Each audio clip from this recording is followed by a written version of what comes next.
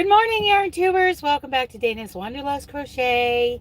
We are in Canyonville, Oregon, and I am getting ready to cut up my steak. So, isn't that fun? Oh, I need my plate, my fork. Get that baby out of there. My spatula. Here we go. I've been using this sugar-free barbecue rub because I ran out of garlic and onion, but I still have the Redmond's real salt, so that's good.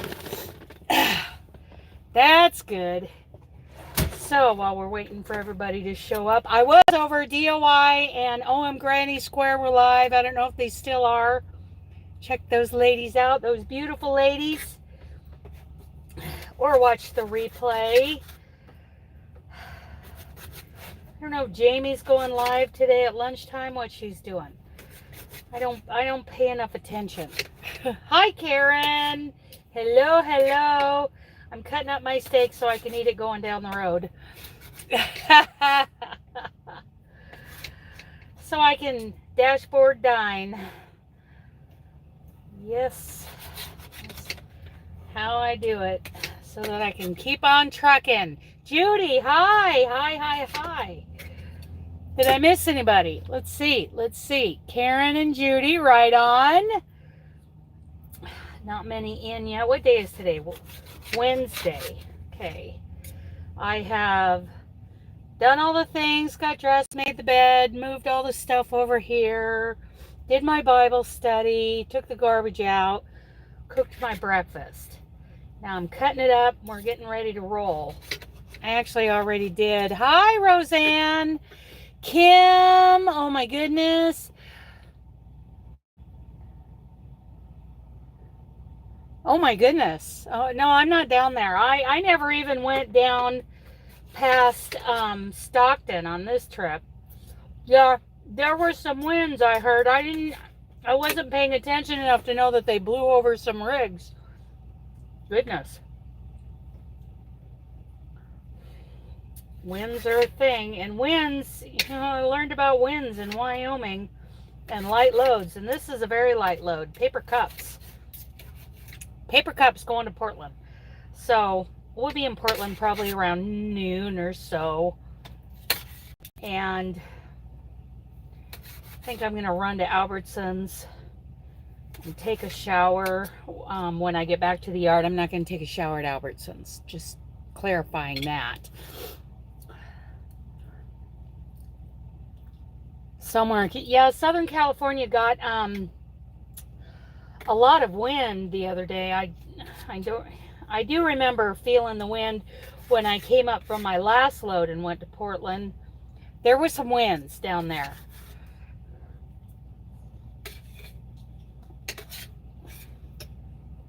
It's discouraging to hear that some rigs were blown over. That's not good. As much as I hate the way some of these guys are driving today, they don't drive like they used to. I don't want anybody to get hurt. I don't appreciate the way most of these drivers drive. Okay. Ribeye. And got my coffee, my Texas pecan coffee.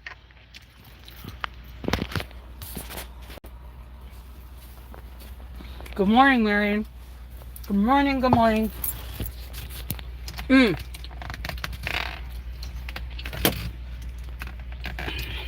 Before we do that, I want to show you guys how far I got on the scarf for the scarf challenge. I did do about 4 more rows last night when I got stopped. But I love that texture. Love it, love it, love it. Using the 8mm. I'm using the 8mm Yarnology because these are... Oh, nice, Angela. Good deal. 8mm hook with this. I love this chunky And the color's called Sand Frost. So, creamy color. Thank you. I'm loving the stitch. I'm going to do a tutorial on it here in the next week or so. We'll see. You know, it's kind of hard to make plans. If you want to hear God laugh, tell him your plans. Okay.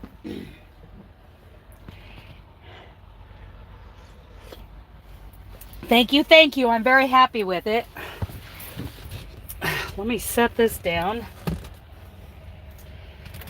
Turn these off. Get this out of the cup holder. Get my water out of the cup holder. Let's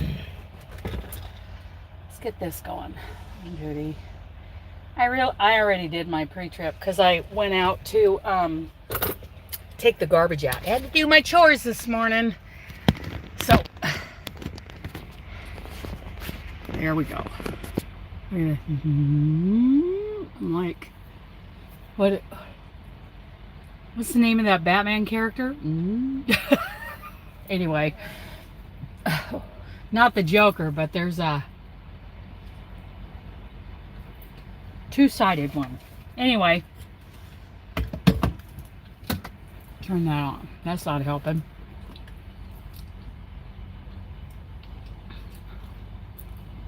That didn't help either. Oh well. Oh well. Is what it is. It's only 6:45 this morning. I just went on duty, drinking my coffee. Did my pre-trip. Two-Face. Thank you. Thank you. That's right. Two-Face. That's me right there. Yes, that is exactly right. Two-Face.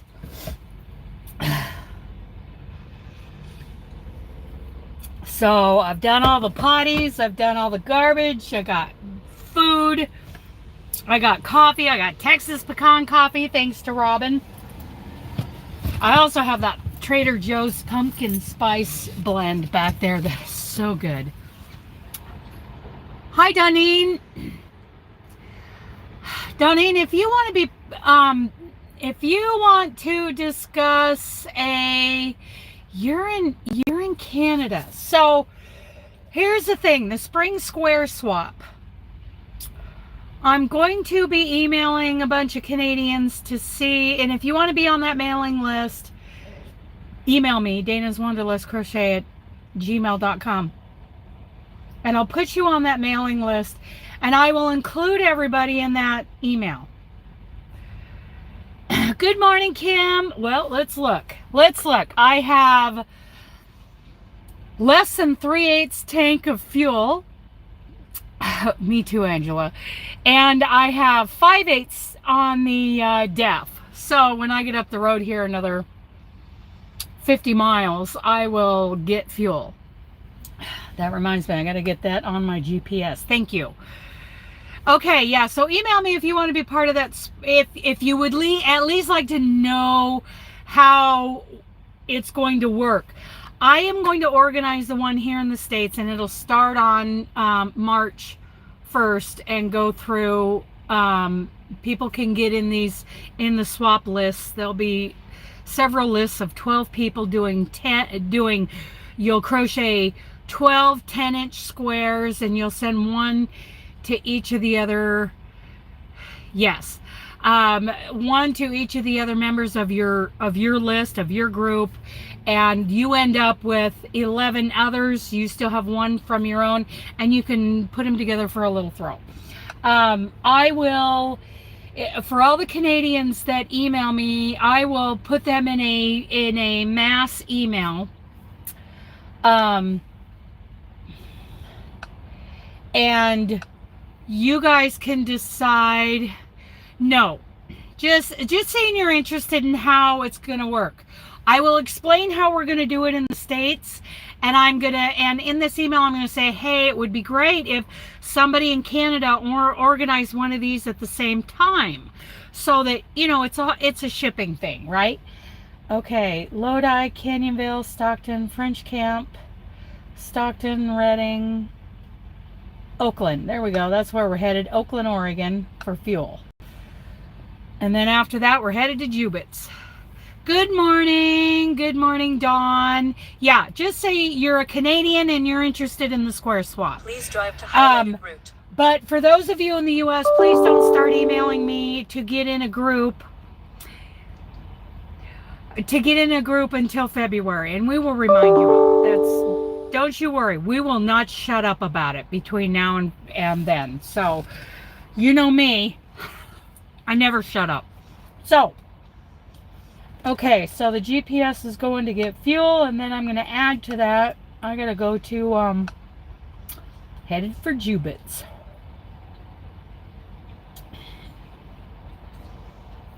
Jubit's, there we go. Go. Add as the last stop. There we go. Going to 475 John Long Road, Oakland, Oregon. That's where we're going for fuel. So, you're in Sacramento. No, I just, I was down running around Stockton yesterday and the day before, but, I made it up here to Oakland, Oregon, last night. So,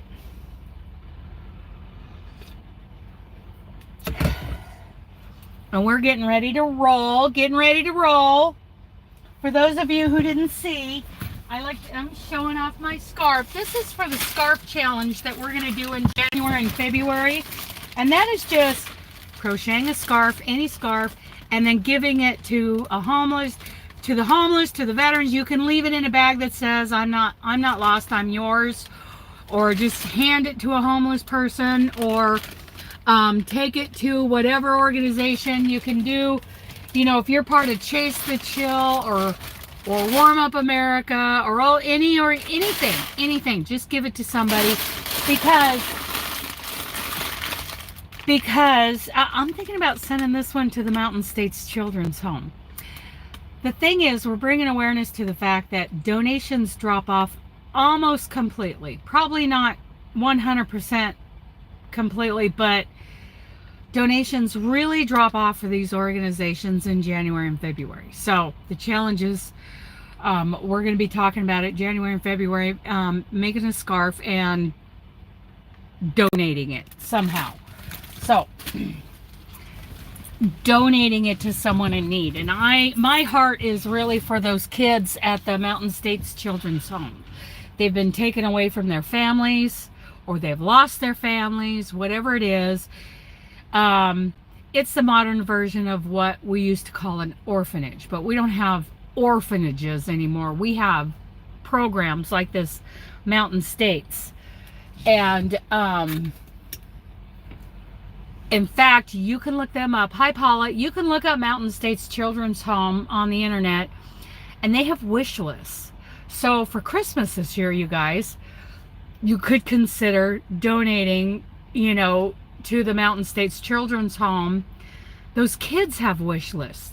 The office has wish lists. The maintenance department has wish lists. There's all kinds of things that they are constantly in need of, because they are a charitable organization.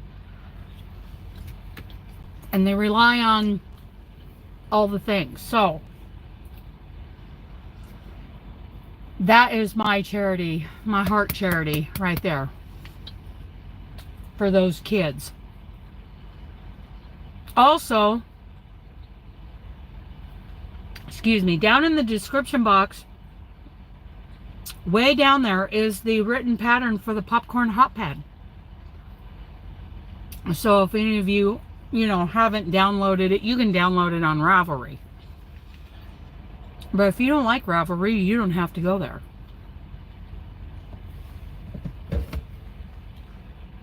So the popcorn hot pad is down in the bottom of the description box. Also, I'm going to be popping on some nails later today. And these nails are from my friend Tari Lynn. She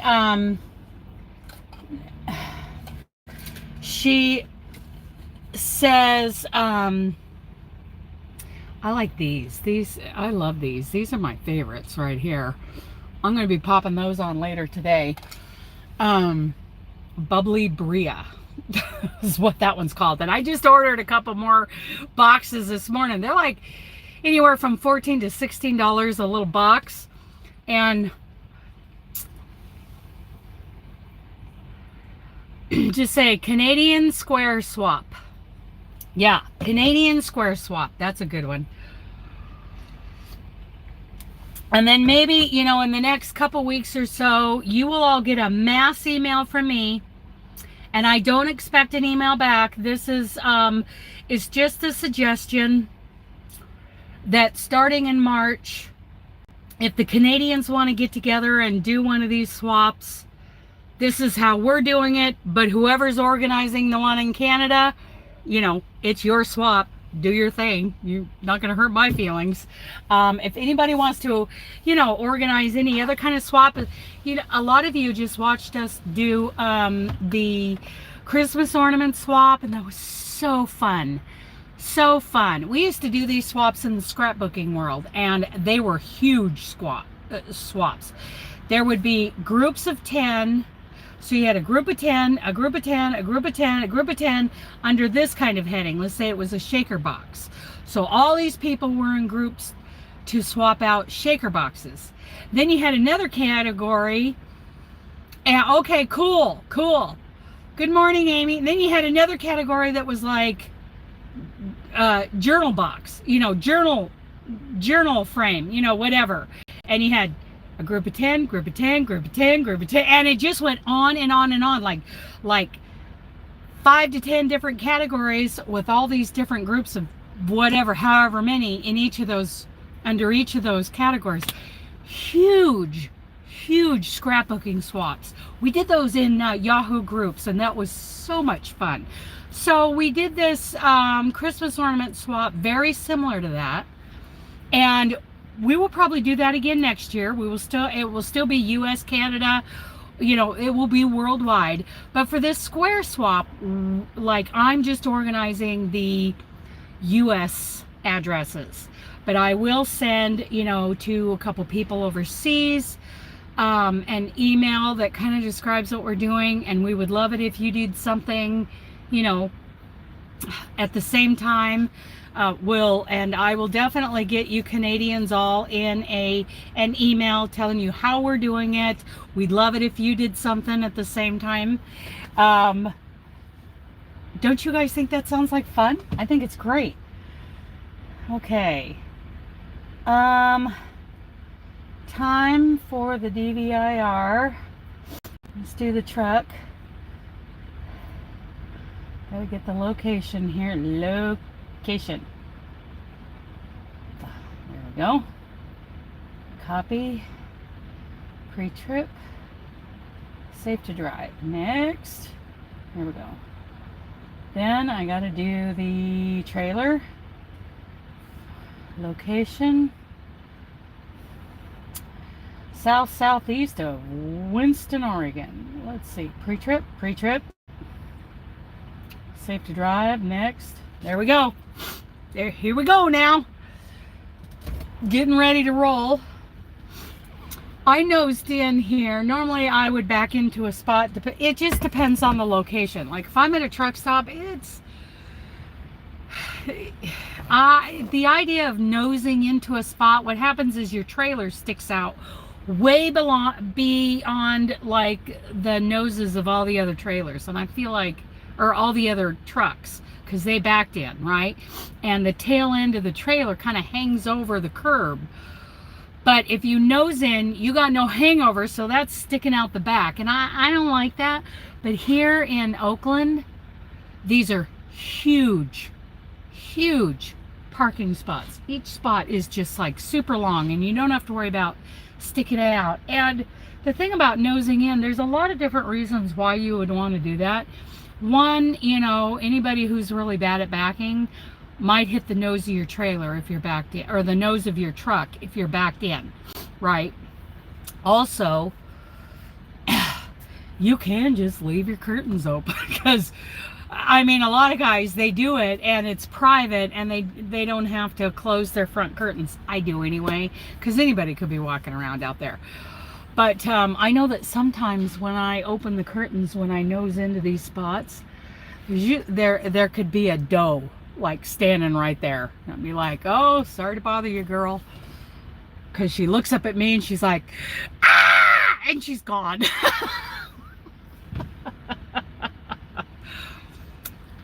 But yeah, it's, you know, it's getting to be time to go.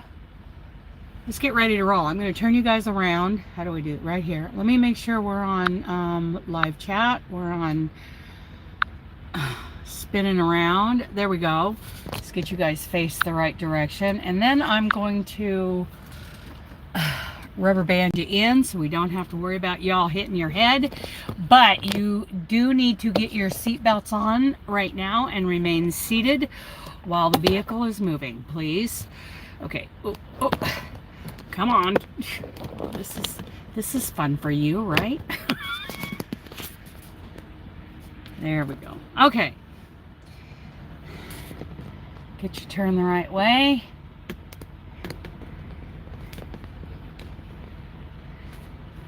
What do you think? Okay. There we go. Helmets and seatbelts on. Good deal. Okay. I'm going to shut that off. Start the truck. What's this?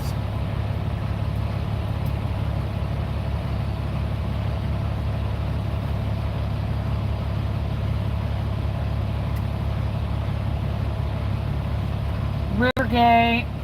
That's not going to be done till 7 o'clock tonight. But if they get it done early, and I'm done, you know, going to Albertsons and done taking a shower. Disclaimer, I'm not taking a shower at Albertsons. I might go get it if it's done early. We'll see how that rolls. But I definitely need to go to Albertsons. Okay. Wherever I can do a tug test right here. I think I can. I think I can. I think I can.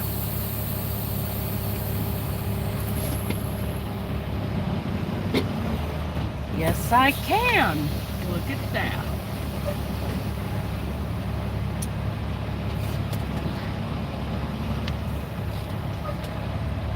You really got to watch when you back out, though, because somebody could be flying up from the bottom of the parking lot.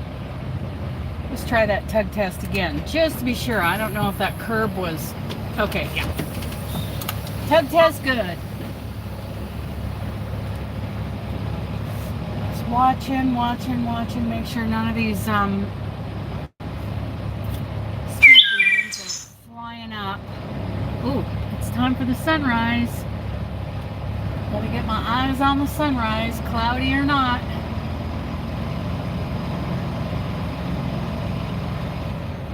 Okay, looks clear. I'm gonna get turned around here.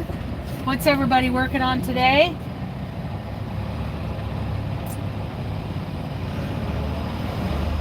I'm going to sit and weave in ends on the sunflower blanket when I get done with all my chores back at the yard this afternoon. Probably watch a movie or something. Ginger man, like a gingerbread man? Oh, amigurumi? That sounds cute. That sounds really cute.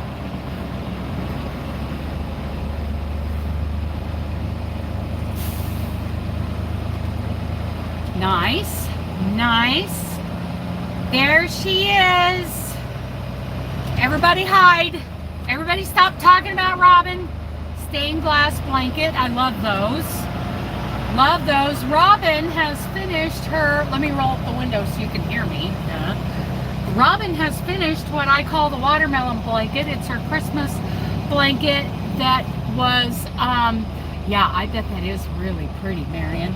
I called it the watermelon blanket. It was a Christmas blanket done in the Annie's, you know, stitch sampler pattern. It's beautiful.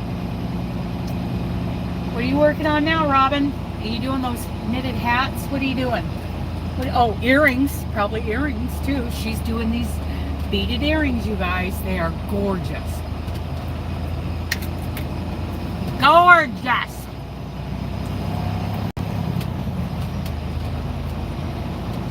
Oh my goodness, I was just saying I'm going to have to do the ends on my sunflower granny. Bella wrap.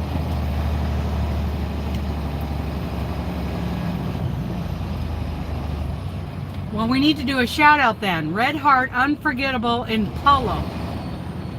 Spread the word, you guys. Red Heart.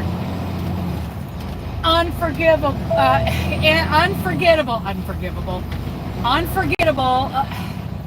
in Polo. Let's spread the word.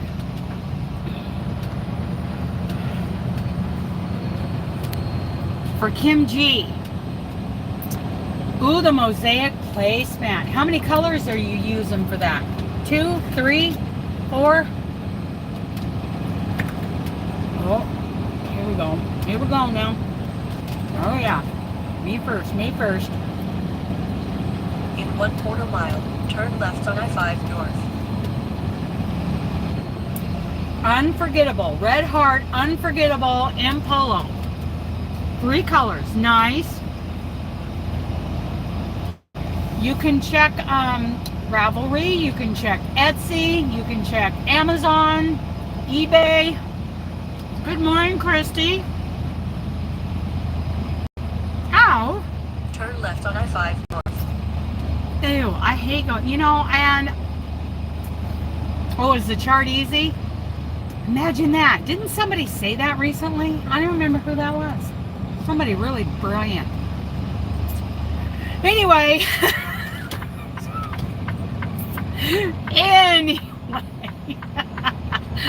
Must have been Morgan. Mr. must have said that. And anyway, Unforgettable and Polo. So be sure to check. Shut up. Somebody told you that. And you know, when it's just like a geographical design like that, it's the same counts. I mean, it might be, you know, you're going to do 14, then you're going to drop, then you're going to do 10 and you're going to drop, and then you come to the center and you're going to do 10 and you're going to drop, and then you're going to do 14. It's a mirror image of what you've already done. And you do have some repeats. You can watch TV, you can watch a movie, you can be in a live chat, you can do all the things. All the things. Did anybody else go to the DIY Creations and OM Granny Square live earlier? Beautiful ladies. Oh, I can only count to 10? Okay. Well, then I count to 10 and I start over. So the 14 stitches per row on my scarf, I just count to 10 and then I count, and then I start counting 4. See, I can do it. I can do it even past 10. I can go 10, 10, 10. Ooh, he's really smoking. Go for it, Smokey. Hit the road, Smokey. Ooh, he's stinky too. He's got stinky smoke. Oh boy, I gotta cool things down a little bit in here. 707, way easier than following the lines. Yes, yes. Well, let me tell you, I'm doing 64. Right now he's doing 59, so he was going pretty fast for that corner. It's 2 lanes, it's not very light out, and I would have taken that corner maybe, I don't know, a little slower. I wouldn't have gone flying by like that, because I wasn't up to speed yet. It looked like he was doing 90, because I wasn't even up to 50. But, yes, but it's for Christmas. It may not be a Christmas pattern, but it's for Christmas.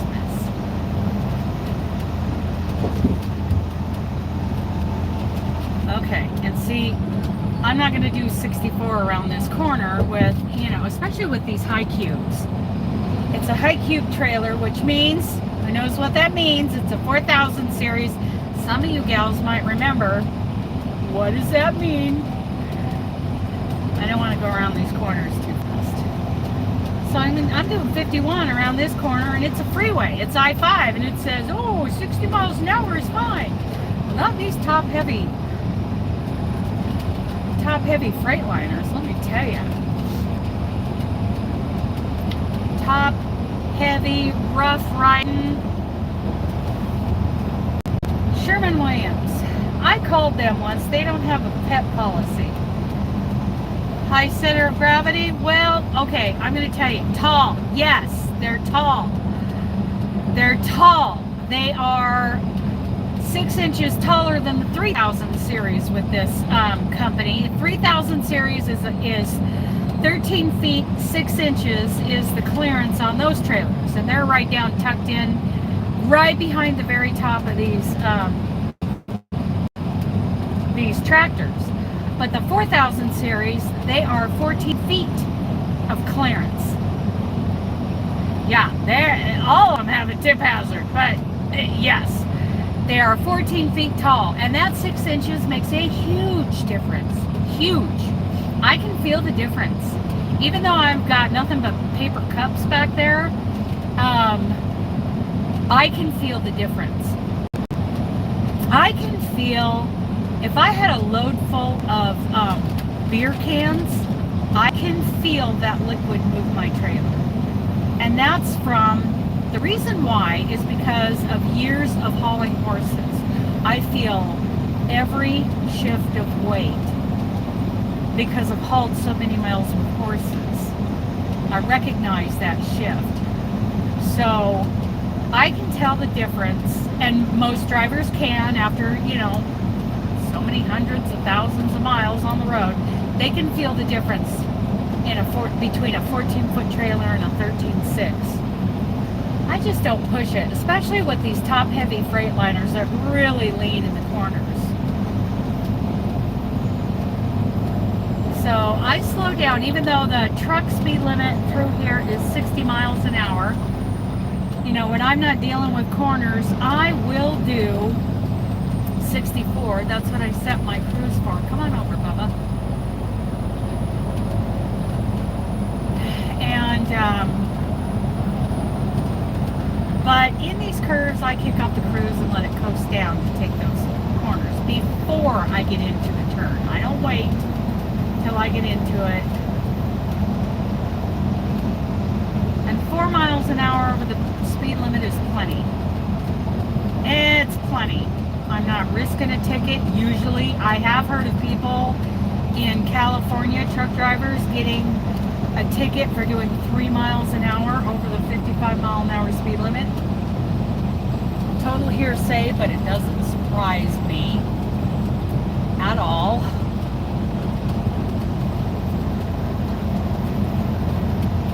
Sorry, sorry, Angela. I'm all of you in California. I'm just not a fan of driving truck in California.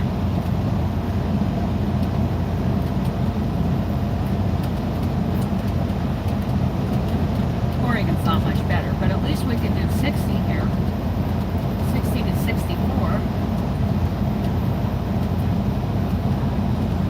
So we just left Oakland, Oregon. The parking lot I was in was at the Seven Feathers Casino. Yeah, it's tough. I mean, what people do is so aggressive, and when it comes right down to it, yeah, they do in a lot of ways. But I'll give California this. It's beautiful there. It is gorgeous. Even out in the desert, it is so beautiful.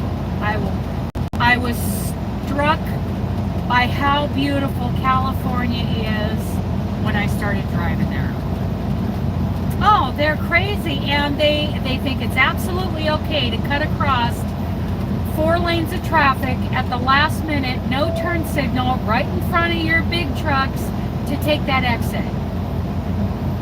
And I don't understand why you can't slow down, get behind the big truck, and wait an extra full second until that exit comes up. Because that's, if you've got anybody else in that vehicle, you're risking their life. Their life is in your hands. And even if you don't have anybody in that vehicle, somebody in your life is at risk of losing you when you do that. When you risk your life, you are risking incredible grief on the part of other people in your life. And why do that to them? If you don't care about yourself, think about the other people in your life or the other people in your car. No destination is worth getting hurt over. They're pretty aggressive too, Paula. Somebody on the shoulder. I tell you what, if you can avoid getting on the shoulder like that, I mean, sometimes you have no choice. You have to get over. And thankfully that person left their hazards on to alert us. But people are just pulling over to get something out of the trunk of their car. Please take an exit.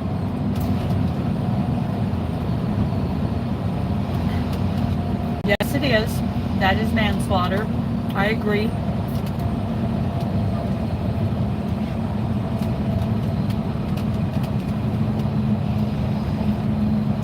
Pulling over on the side of the road. So here's what happens. Every truck in the country that's coming along there, we have been trained to get over. In case somebody's walking around that car and they step out, they accidentally or on purpose step out into that lane. Little kids could be running around that vehicle.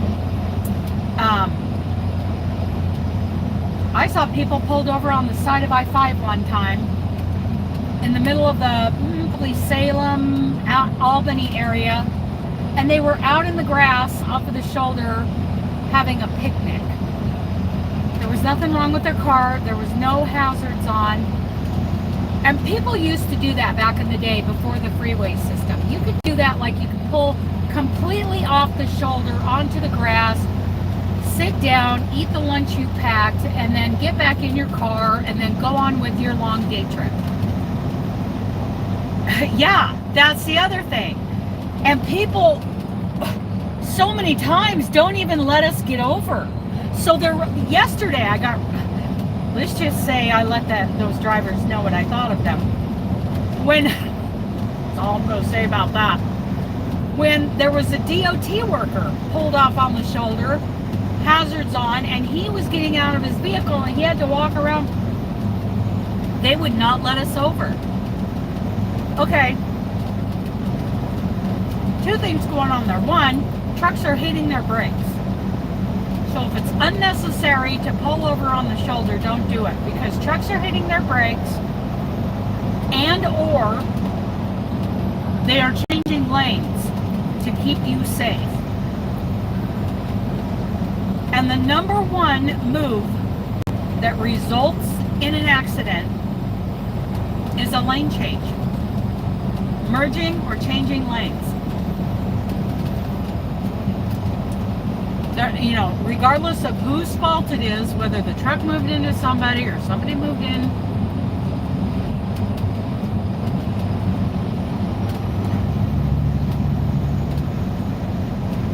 well, you know, if you slow down to let a truck over, thank you. That's great. I appreciate that. And you know, I have noticed more and more in the last couple of weeks, since I've been out, since like October 10th-ish, no, October 15th-ish, 17th, I've noticed a good handful of drivers have slowed down, held back that left lane traffic so that I could get over. And boy, do I flash my taillights at them. Nobody's here. Okay, sorry guys, no cup holder party for you this morning. Nobody's there. I have seen, and I appreciate that. And boy, do I, I give them a good flash on the taillights so that, the marker lights. So they know that I appreciate it. And sometimes I'm getting over quickly. I look up and I see someone on the shoulder. Good morning, Michelle. Good morning, good morning. Sometimes I see someone just like we're coming around a corner and we don't see them till last minute. Man, my turn signal is going to click twice, but if there's room, I'm moving to the left. I can't tell you how high the percentage is of drivers who are back there in the left lane who floor it the second they see my left turn signal. And then they're angry with me when I pull over in front of them. I'm trying to save somebody's life here. I'm trying to keep somebody on the shoulder safe. And I'm complying with my training. But the people in the left lane don't understand that. They don't get that. And all of these things are not being taught in driver's education. I wasn't taught it.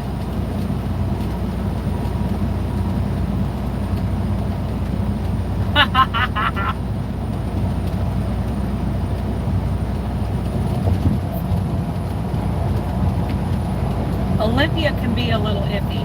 Definitely I slow down in Olympia. I get in that truck okay lane in the center, and I usually kick off the cruise and I really pay attention in Olympia. Thankfully I haven't been going up there lately, but I'm sure it's coming.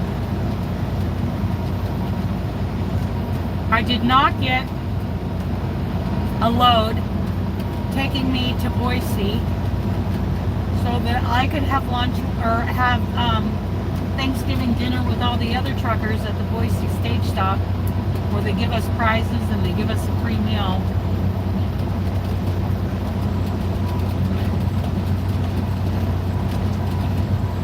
It's like last year they're like, yes, we will make that happen. This year they could care less. I don't think those planners even tried. I don't think anybody tried. And my poor DM, he's the one who hears about it.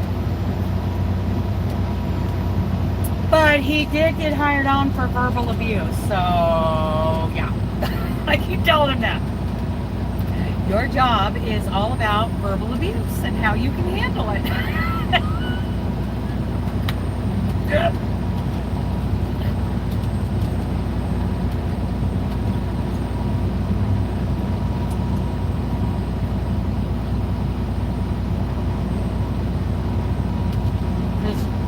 He gets verbally abused by his kids and by the truck drivers. Thank you, thank you. Have a great day.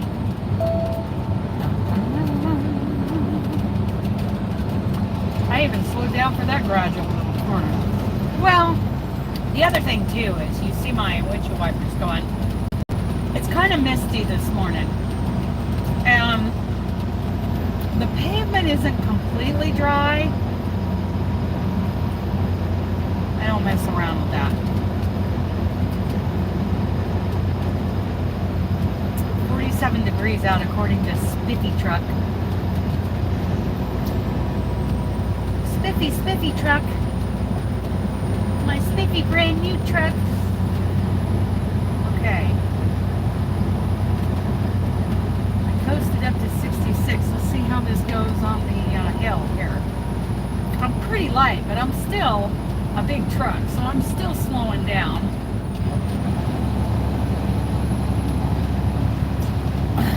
Okay. Trying to get around this guy.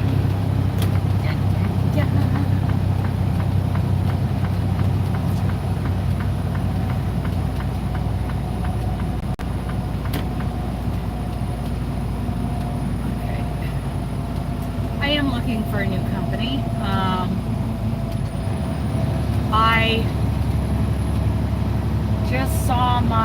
pay stub for this week's paycheck. I get it usually a couple days before my paycheck, and I'm looking for another company. There's a lot of money out there being paid.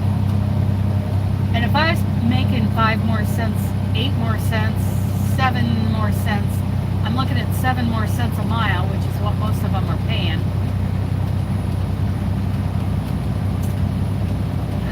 You drive a Cummins diesel. It's interesting that these companies are they're building like a 1500 is a half ton. That's a half ton pickup. And traditionally, half ton pickups were never diesels. You had to get a 3/4 ton diesel.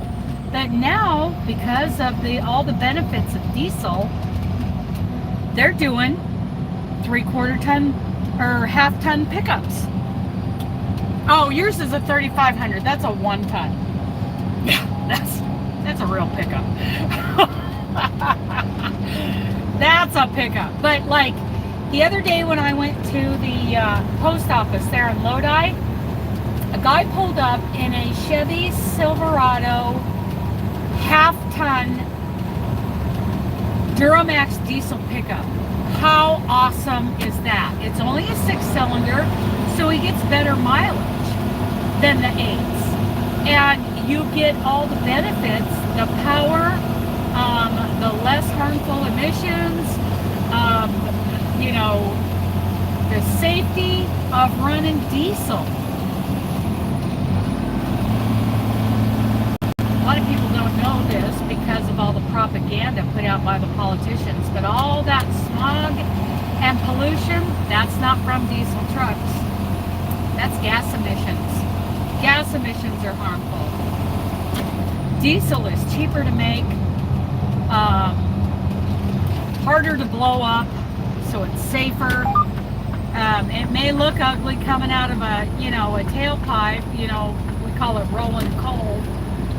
It may look like burning coal, but what the science is that gas emissions are what causes all the pollution, all the smog, all the bad, harmful emissions.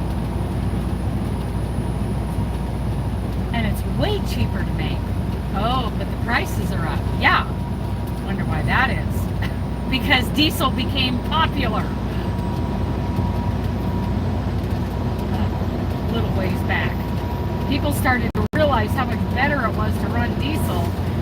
Now you've got more diesel cars. There used to be like diesel, like Volkswagen. Volkswagen made a couple of diesel engines. There were some diesel cars, and in Germany they run diesel, from what I hear. I've never been there. That's according to Rosalie at what was the name of Rosalie's channel? It just escaped me. Anyway, Rosalie, where wine, sewing, and yarn come together. Anyway, Yarn It Out. Yarn It Out was the name of her channel.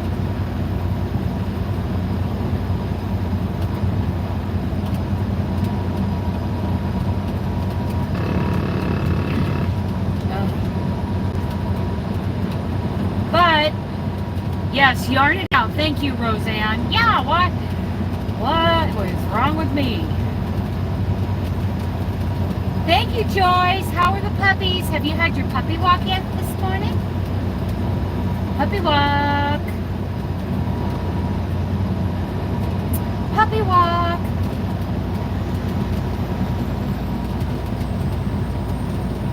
I miss Rosalie and her videos. I know she's having a rough time. Her husband's health is really bad. I'm going to stay in the center lane. Okay, we're good. Because that right lane's going to end anyway up here. Yep. Boy, I came up over here one day, I think it was right here, and an accident had just happened, and it was awful. And I pulled over and not involved. Just back from the puppy walk. House chores. Puppy walk.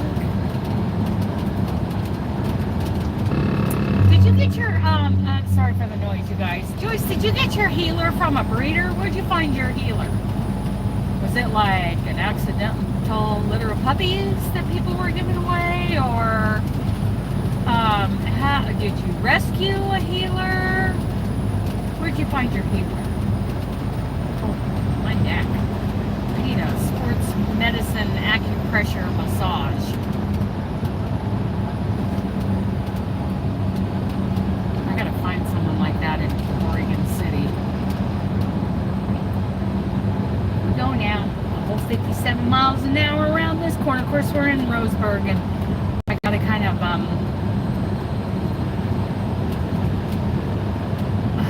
keep the speed down a little bit going through town here. That river right there, it goes around behind the fairgrounds, the Douglas County Fairgrounds up here. A friend of my mom's posted a picture from way back in the day that included my little brother, little kid, and like 3 or 4 of his other, rodeo buddies, kids, all the team ropers, my stepdad, the team roper, and all his friends. They had little boys, and all those little boys were to go fishing. Picture of all those boys standing there fishing, just little boys, and their dads are names in this area in the rodeo community that everybody knows, So it was just, oh, I love that picture.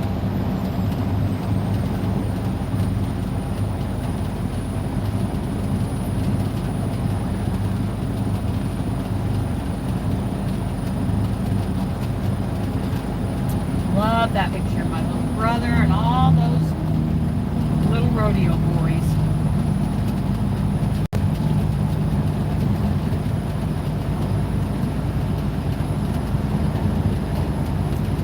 Trying to slow down. There we go. Speed limit gets knocked down through this part. Oh. And Roseburg, you guys, some of you may or may not remember or know who Nancy from Nan's Next Knots is. She does the luck of the draw.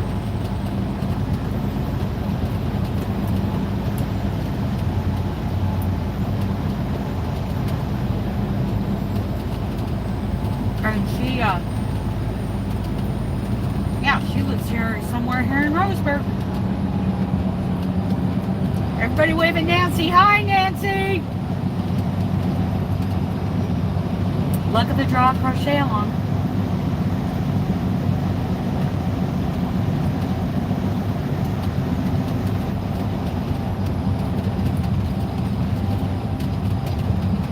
You emailed me a pattern? Thanks a lot. I'll be deleting that. La la la la la. I can't hear you. I can't hear you. My mouth was full. I can't hear you.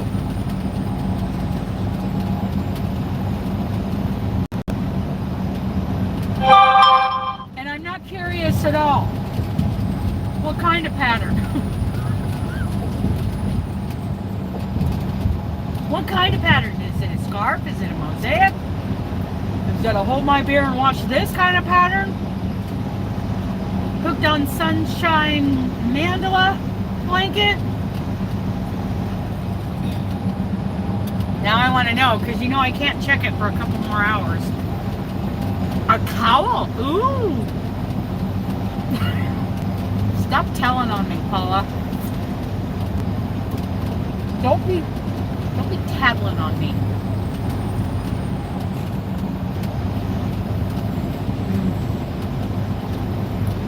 It's a dreary, drizzly day. Typical Oregon.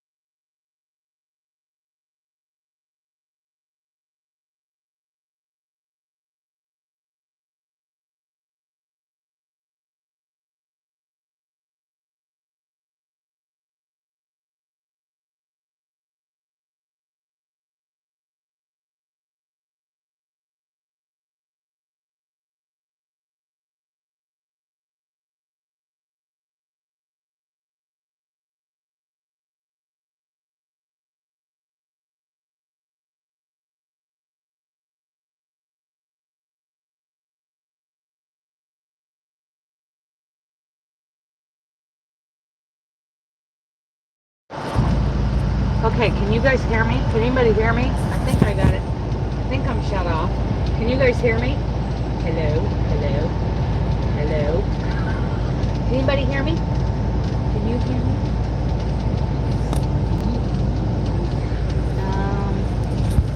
I'm pretty sure I'm hung up on. Yes. Okay. Cool. Cool. Cool. Let's turn you around. Yeah. Okay. Yay. Sorry, you guys. My DM called and he was checking in with he's like, I'm calling all my troublemakers first thing this morning. That's what he said yesterday when he called. I'm like, oh, and I am number one. Okay, thank you, Robin. Thank you for acknowledging. You acknowledged me. I was resorting to sign language.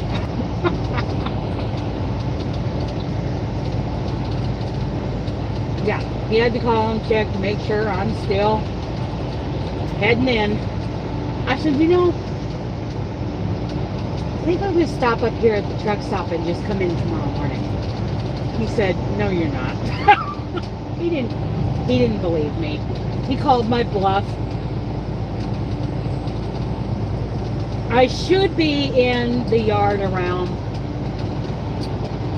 1300 today, so that's the ETA I gave him, and he was just calling to make sure that was still a thing. And my load going down to Ontario, California is ready. I could dump this truck in the river after that, what I saw with the paycheck. So it is time for me to start looking for the right company for my next phase of trucking. It looks like the one thing I asked for, the one thing, was I'm not getting it. Good morning, Jill. Which pillow? I sent a picture of a pillow. Oh, the only pillow I can think of is the Autumn Rhapsody pillow. Oh, the one you sent me and you love it. How much room is there? Like if I've got it around me and I set my elbows on it and I've got a good backrest, is there room between my elbows and the bottom of my seat? I'm not super big, but you know.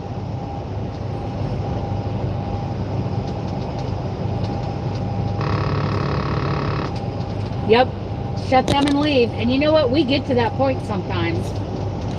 It's unethical. You don't do that. Just like if you call and say, okay, I'm quitting on December 5th, and they say, no, just pull over and get out of the truck. We'll get you out of the truck now. No, I had a plan. I gave you notice. No, you're gone now. Both those things are unethical. But we always threaten. So that's the thing. If it goes around me, I need some support not only for my elbows, but my shoulders. I want to take some of the hang off of my shoulders. Does that make sense? Huge me, huge.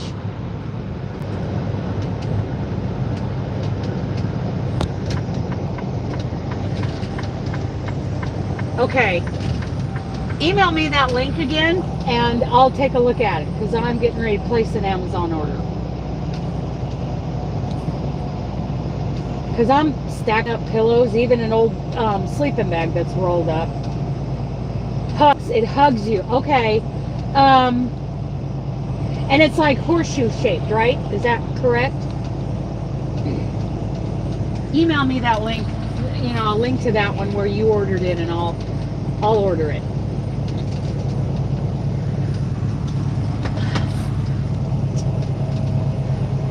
Okay, climbing slowly. I'm just going to let it go slow and stay behind this guy.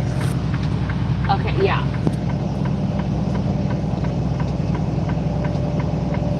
And just to remind you guys, at the bottom of the, if you can't find my email address in the top part of the description box, you'll find it down in that popcorn hot pad pattern that's down at the bottom of the description box.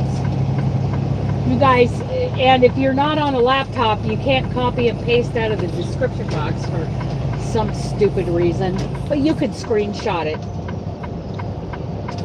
You could always screenshot it. And my email address is down in there for pattern support. So, I'm 11 miles to Rice. It's Amazon. You can always return if you don't like it. Okay, I'm going to try it. Okie dokie. I'm going to give it a shot. We are 10 miles from Rice Hill. We are about 3.5 hours. So, let's say 8 o'clock, 9, 10. I should be at the yard between 11 and 12 if I don't take too many stops. And then I'm going to grab... Thank you, Jill. Bye. I'm waving at you like you can see me. Just call me Robin.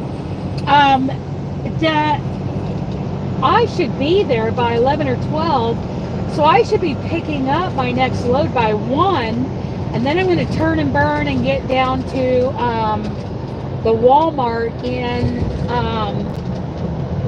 Woodburn, Oregon, park there, go in, get my groceries because I need antacid. I am out of antacid. I take that omeprazole or omeprazole. It's the only thing on the market right now for, you know, over the counter that's working for me. And I need onion powder and garlic powder that I'm out of. So, need to go grocery shopping, and then I'll probably head south to maybe Pioneer Villa in Halsey, Oregon. Maybe.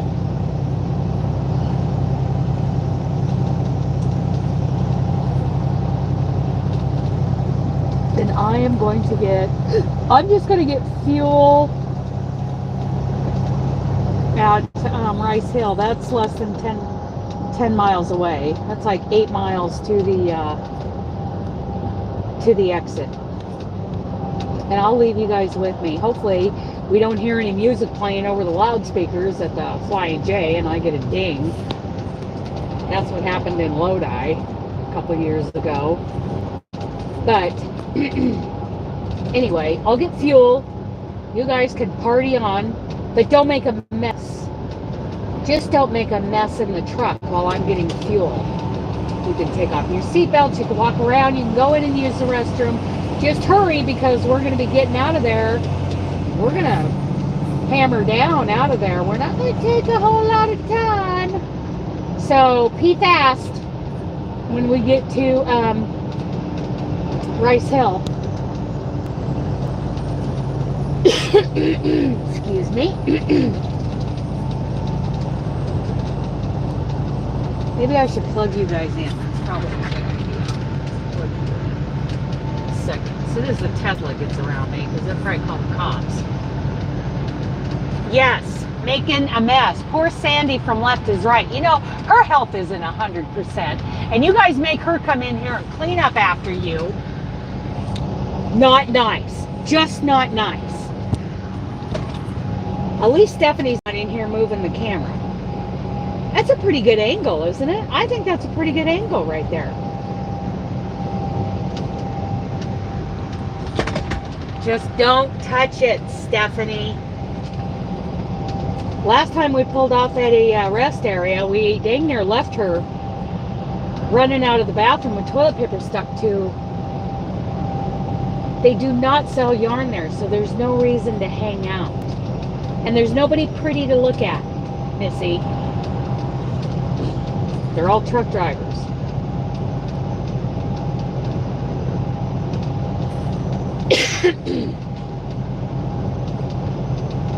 They all look like me. A little haggard. A little haggard.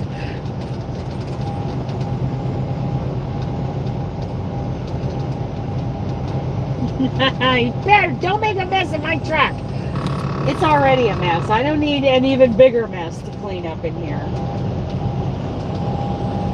Okay, we're getting close. We're 6.5 miles away, but do I want to be behind this guy the whole time? He's not going to kill me. 9, 10, 11. We should be, yeah, we should be there by 11. No thanks. I have one of those already. At least he doesn't look like some old nasty, never take a shower truck driver. He's been off the truck long enough. He's starting to get a little cleaned up.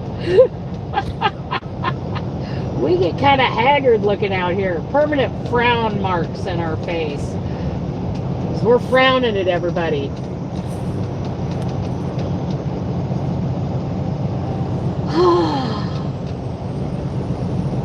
I'm full. I am stuffed, you guys. I haven't even ate. Can't even eat that whole steak. And I still had some leftover steak from yesterday. What? That'll last me the rest of the day. Come on around, dude. I'm not going to hit ya. Did I scare ya? He's like throwing his hands in the air. I never crossed that line. Get over yourself. little lean. I wouldn't say a full-on bump, but it's like there's like little, you know, like raised parts and dips that kind of push you towards either, you know, that line or the other line. Poor baby. I hurt his feelings.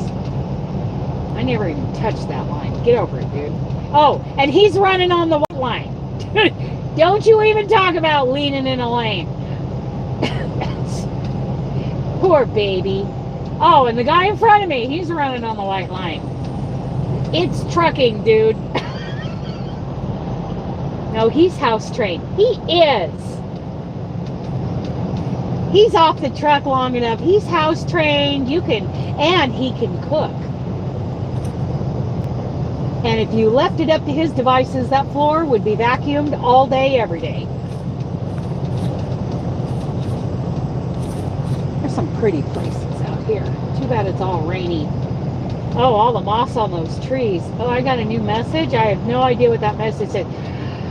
What kind of cowl? Is it like a fancy stitch cowl? Is it a mosaic done in a panel that you sew together? Tell me about this cowl.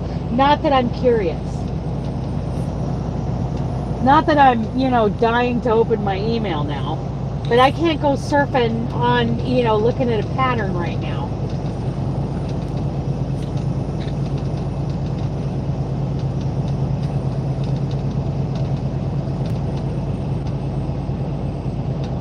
More dead things. More dead things on the road. Dead things. Don't worry, it's nothing domestic. Just dead things on the road.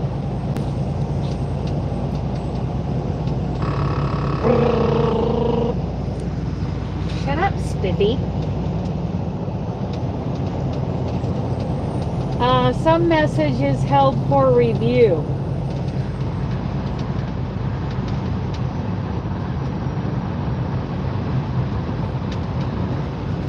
Okay. Yes. Don't get so picky there, YouTube.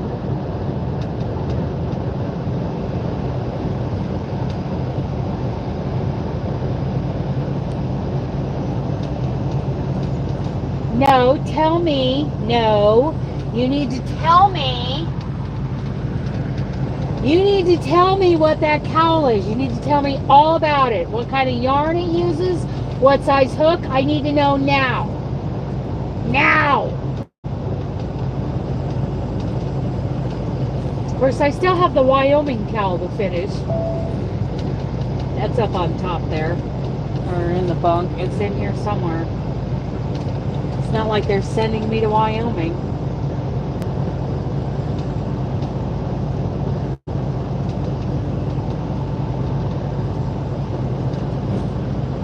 Oh, I'm stuffed. Okay, we're getting close. We are 2.5 miles away from the Flying J.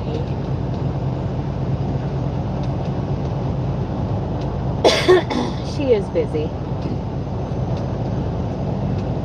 But she needs to tell me all about that cowl. Whose design is it? Is it a tutorial or a pattern?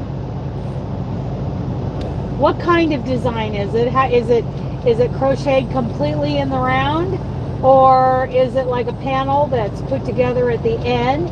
Are they fancy stitches? Is it mosaic? Is it just something simple? What is it? I want to know. We all want to know now. So It's 1 and 3/4 yeah. miles. Take exit 148 on the right. I don't want to know. I'm not curious. But for the sake of our viewers, you need to describe it in the chat, because I will sick them all on you.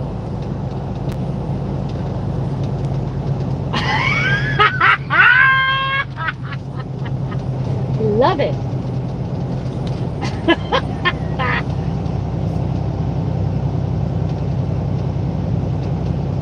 Okay, we're almost to Rice Hill, and you can describe it. You can take the whole 20 minutes to describe it. You can ask me a question and I will answer. Okay, whose design is it? Question number 1.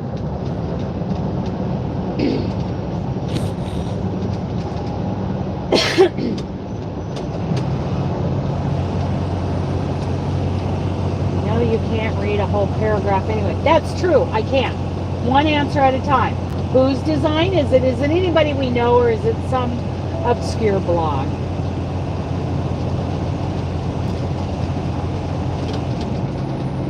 Take exit 148 on the right toward Rice Hill. Then Towards Rice Hill. Okie dokie. We're getting fuel, so you got time to get the pattern in front of you so you can answer each question. Spotted horse. Never heard of them. Okay. So, what kind of design is it? Is it like mosaic? Is it fancy stitches? Is it a very easy, simple, ingenious thing? turn right on John Long Road. John Long Road. Rice Hill, Oregon, everybody. They have buffalo. There's a buffalo cow out there with a Hereford bull. And there's a beefalo calf. And she lives off grid in a tent with her son. Oh my goodness. I don't need to know any more about her. I need to know about the cow. Don't drop off that deep hole, Dana. Okay. Yeah, there's also an Angus cow out there who's being bred by the Hereford bull. Please drive to highlighted And bridge. she's got a beef calf. In fact, there's the Hereford bull right there. He's over there talking to that Angus cow. He likes her. He's telling her how pretty she is. Now he's going to walk over and look at the little Hereford cow. He's going to tell that little Hereford heifer how pretty she is. Can I get in this one over here? Oh, yeah. Yep, and there's a buffalo cow out there and a beefalo calf, which is a cross between that buffalo cow and the Hereford bull. And they have ostrich, they have a mini horse, they've got little donkeys, I think they have guineas. It's pretty cool to look over there.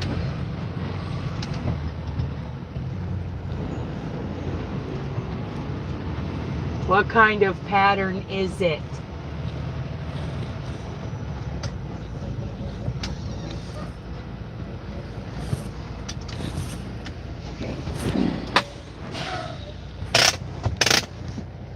Taking off my earbuds.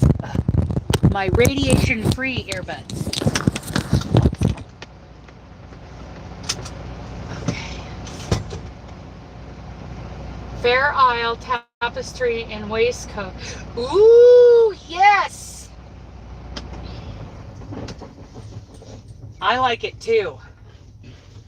So, you guys remind me when I get back in to tell you, speaking of waistcoat stitch, snowflakes, oh my goodness. When I get back in here from fueling the truck, remind me to tell you about how I'm doing that beginning turning chain in that scarf that I'm doing. And if you like, I'll show you the scarf again before I take off. But it's time to get fuel. Yeah, that waistcoat stitch looks like knit. It's beautiful. Okay, okay. Don't make a mess while I'm out of here. No messes. Here we go.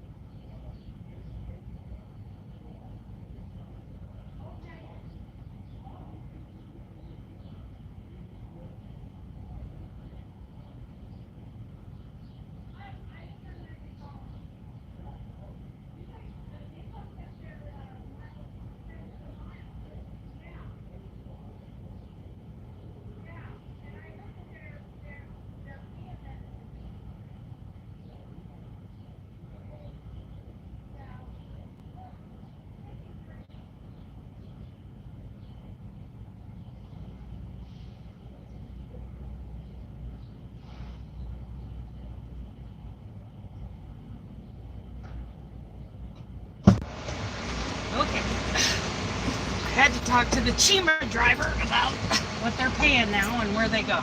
Okay, so we are going to pull forward for a second. I'm going into sleeper berth.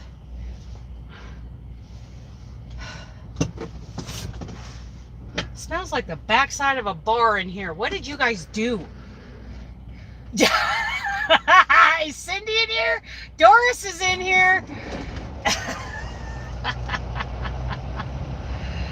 Oh, Doris is here. Cindy's here.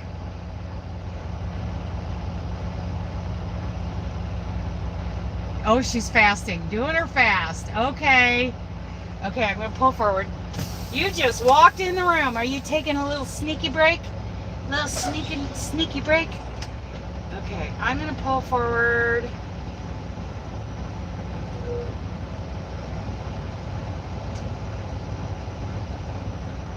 Oh yeah, blame Doris, the hardest worker in here.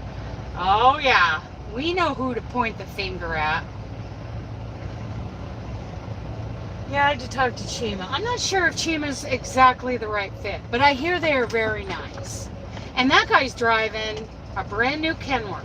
I mean, can't get much fancier than that. Holy cow. I gotta make sure Chima's got enough room behind me. Okay, I'm gonna stop right here for just a second. I put 171 gallons of diesel in and 8 gallons of DEF, so we're ready to roll. So I don't have to do any of that when I'm in Portland. Oh, Market Express is coming up beside me. Good for them. Okay, be right back. Don't make a mess. Coming back here for a second.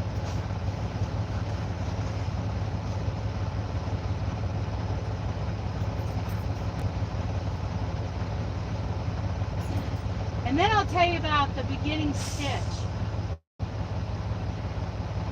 On the first stitch I'm doing on each row of that scarf. It's kind of a waistcoat stitch. It's a variation of that.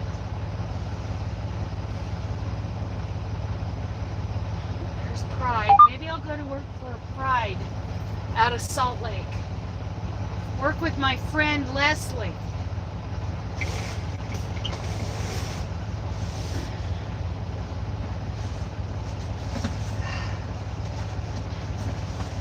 Oh, one of my fingernails is on the floor. Ah, one of those pretty ones that I want to put on later today.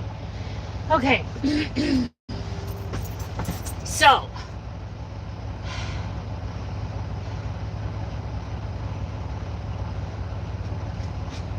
Oh, because Doris got a prize the other night. No, not while I'm in alive. Let me see.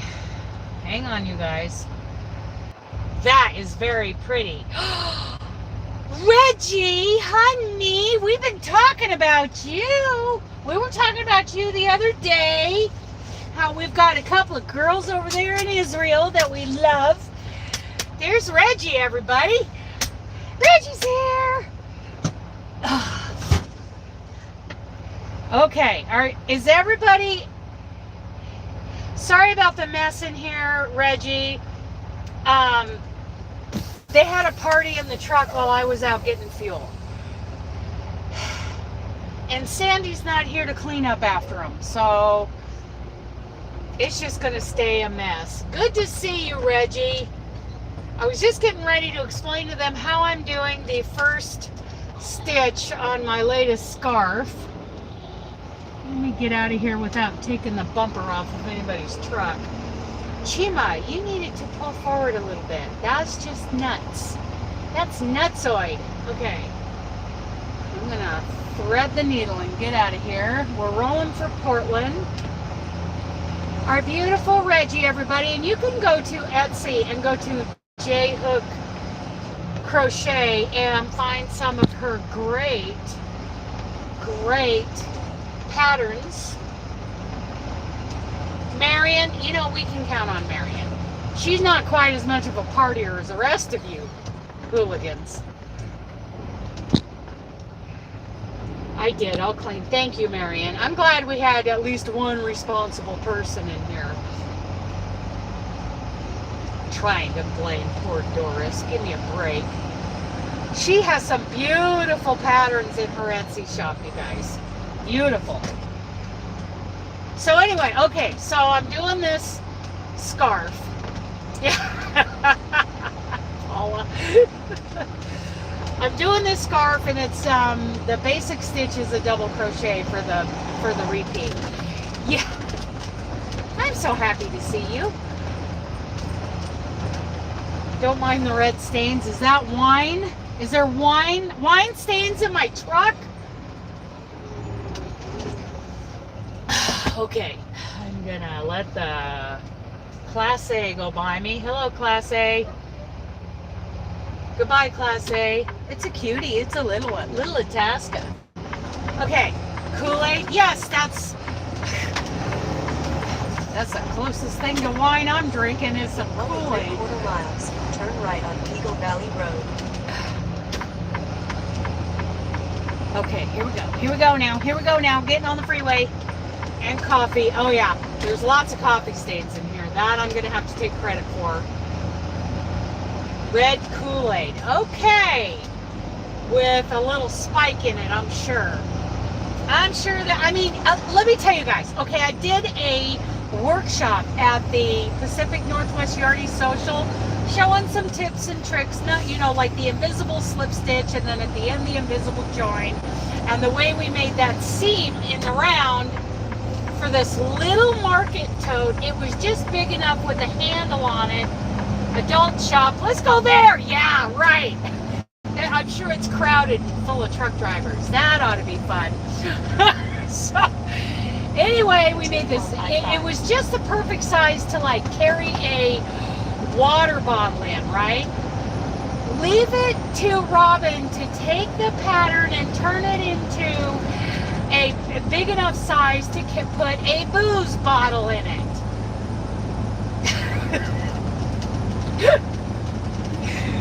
She just made it bigger.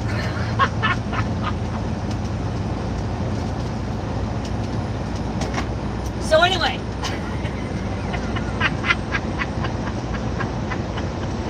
yeah, we could all find some pretty new clothes in the adult shop. So cute for a water bottle. Yes, it was cute for a water bottle. It was a Selena Baca, or a bottle of wine. Yes, it was a Selena Baca design that I got special permission from Selena to do a workshop on. And it's a beautiful little market tote. Just cute. Oh yes, that is Robin. We tested it to make sure. Oh, I'm sure, yeah. I'm sure they had a bottle of wine in it at some point. Bottle of something. Okay. What was I talking? Oh, we were talking about the waistcoat stitch. So basically, I mean, it's more than just double crochet.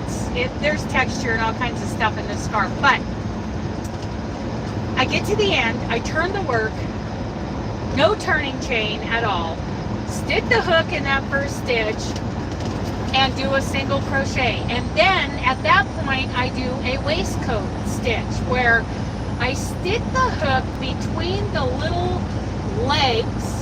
That sounds awful, but I stick the hook between the little legs of that single crochet that I just did, and I do another single crochet, and that is counted as my first double crochet of the row. And I like it a whole lot more, even in that big fat chunky yarn. Hi, Stephanie. Stephanie, this truck needs cleaned up. Robin just made a mess. Marion has vacuumed already, but things are everywhere.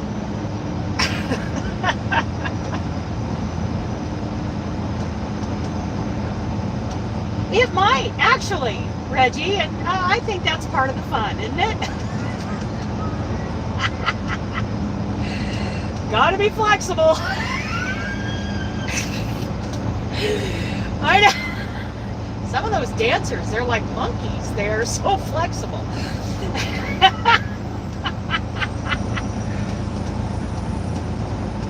But yeah, in fact, if you look up the waistcoat stitch, you'll know what I'm talking about as to where the hook placement goes for that.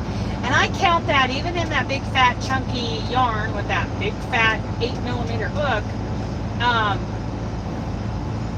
It makes, I think, I don't like turning chains.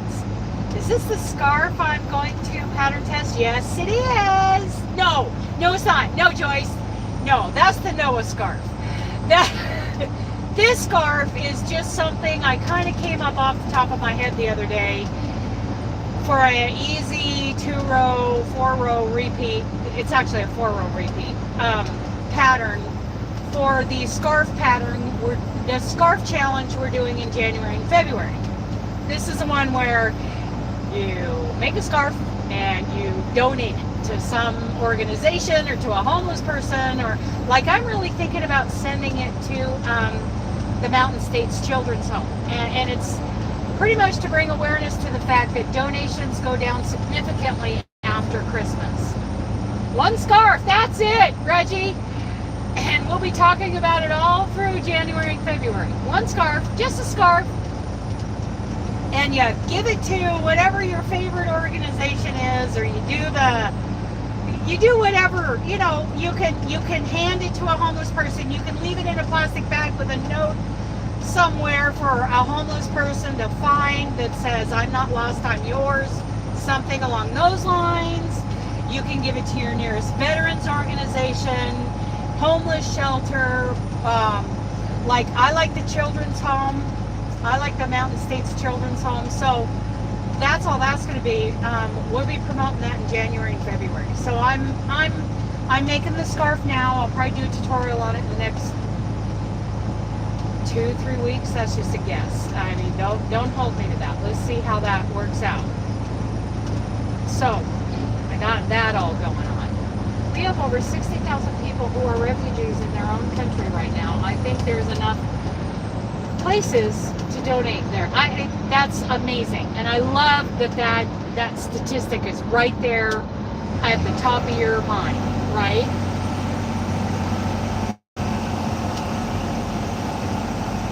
Yeah, I think just one scarf, and you can seriously chain what? Chain so many, however many you want, and double crochet back, and just double crochet back and forth. We're not talking about anything complicated. Nothing. Scarf. And remember, it's all about remembering that donations, you know, drop off after Christmas. Oh my goodness, she's on a drive. Good girl. A teen shelter downtown. Oh, Robin, they'd love that set that you made. They would love that.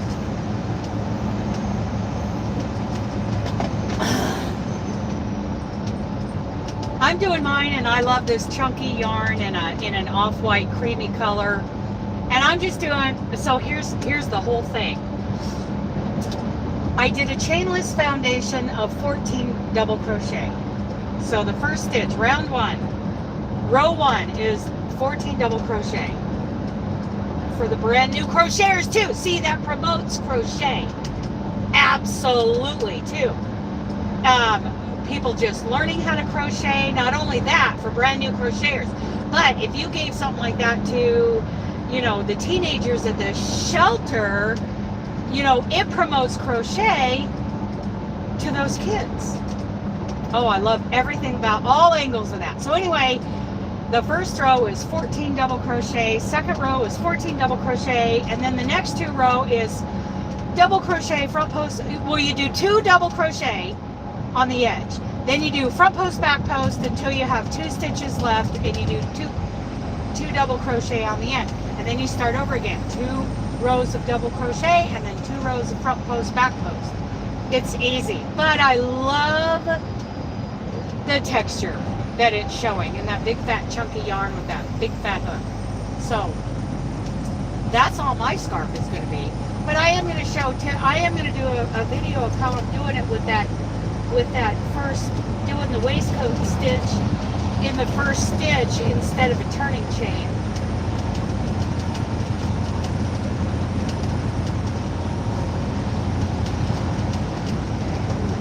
get my little crocheters in on this too. Oh yes, yes. So it's 2 months that we'll be promoting that, and then Reggie, this is where your name came. Starting in February, I will start this. We're doing this in the U.S., but we were hoping like maybe they would do it in Israel, maybe they would do it in the UK, they would do another one. Somebody would organize this in South Africa. But what we're doing here in the U.S. is a square swap, a spring square swap. You crochet any square you want out of any yarn other than any animal fibers because of allergies. Use some of those great plant fiber ones or whatever you want to use. Cotton, cheap acrylic, it doesn't matter. In whatever kind of square you want to do, just block it out to 10 inches square. Leave the, you do the blocking for those, and you do 12 of these squares. Crochet 12 squares, block them out so that they are blocked out to 10 inches. And what'll happen is, let's say Robin and Paula and Doris, and there's 12 of us in group 1. So I'm in group 1. I did 12 of these 10-inch squares, and each of the other people in my group is going to get one of those squares. I'm going to mail it to them.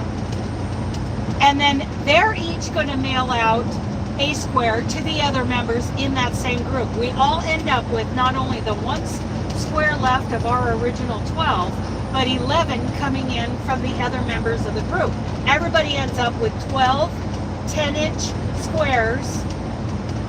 I don't care what size yarn it's made out of, we will fudge it and get those squares put together, maybe put a little border around them, and we will have our spring square swap Afghan when it's all done.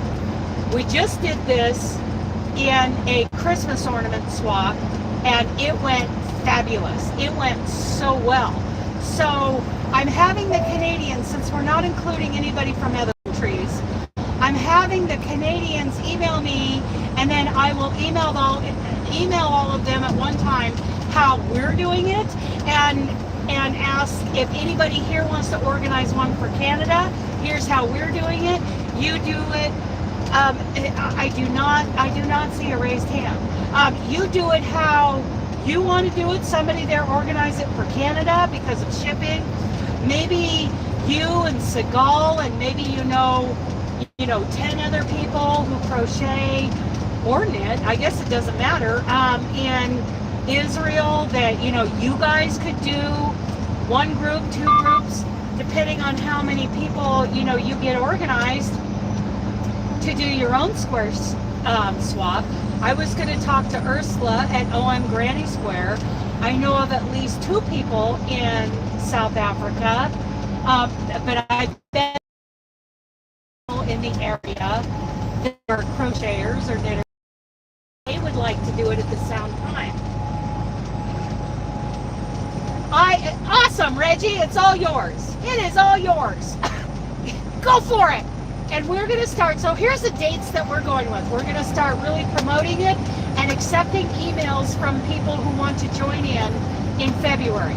Then on March 1st, I will put, all the names into groups and email everybody back March 1st, and people can still email me and join in up until March 31st.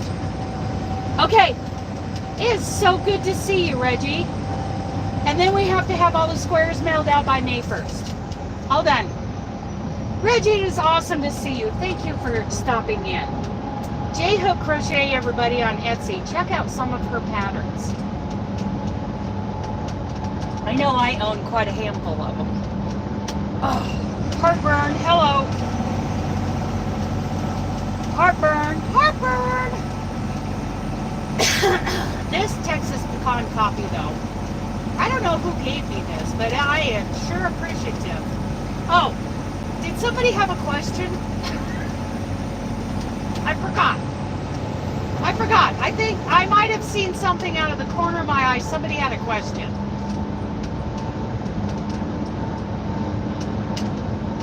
Anyway, I'm loving this Texas pecan, and also the Trader Joe's pumpkin spice that I have here on board. Of course, with both of them, I do 2 level scoops of U-band and 1 level scoop of the fancy stuff. Huh.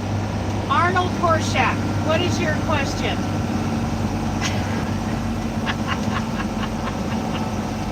Korshak, what is it? Oh, yes, don't let me forget to get my omnipresol. Is it omnipresol or omnipresol? Does the square have to be in the style of a granny? Oh, no, no, no, no. No, no, no, no. You do whatever you want. You can just do row by row, double or triple crochet if you want, as long as you block it out to 10 inches.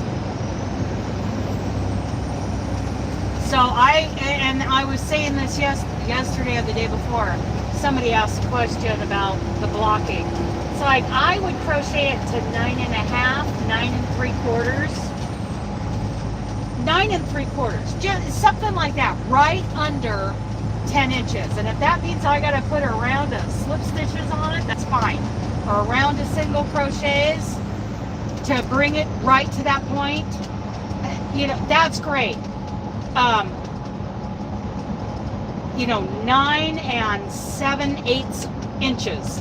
That's great, because then you don't have to stretch it. You just kind of...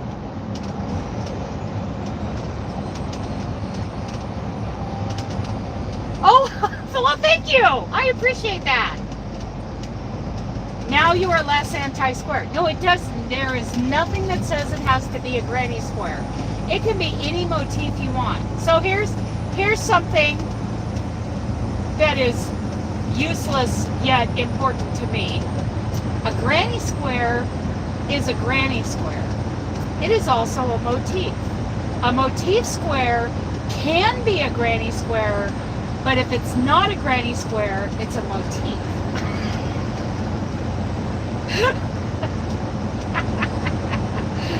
Everybody's like, I can't see. I'm so confused. A motif is a motif.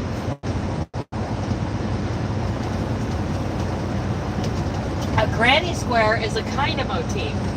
So a sunflower granny, that is a motif that has like a round of granny stitches in it. It could be a combination. But a granny square is a granny square. It is its own thing. But it is a motif, and there are probably millions and millions of different kinds of motifs.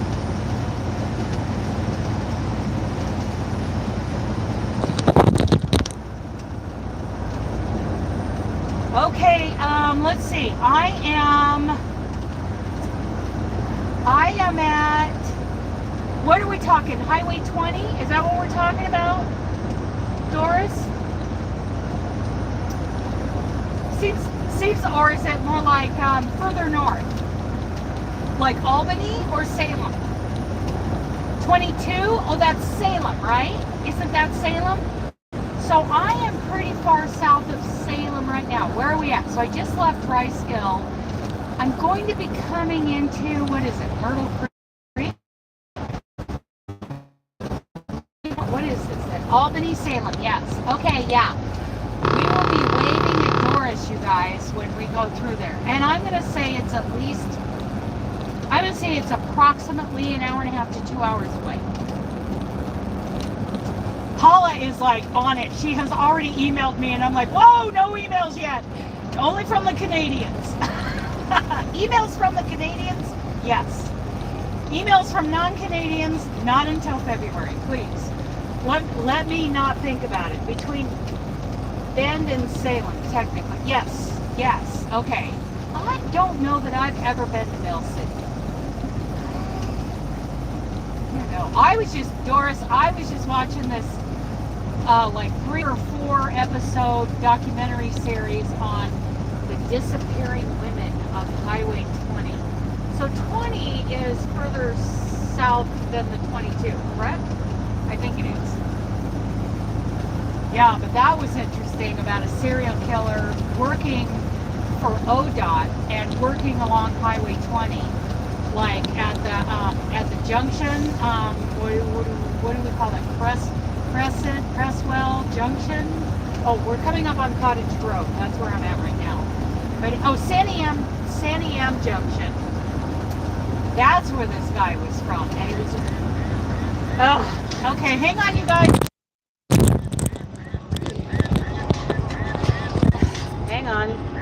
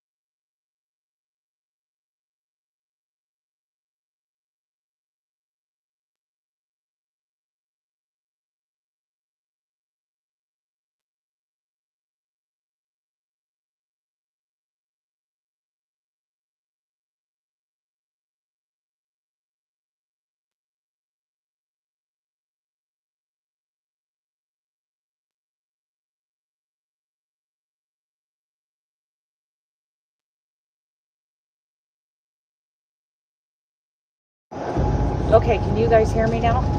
Can you hear me now? Can you hear me now? That was my mom. I had to talk to my mom. Had to talk to mom. Yeah, okay, thank you. Thank you. Were you nodding your head? Okay. Yeah, bingo. No bingo on Monday. Oh, okay. Hi, Mom.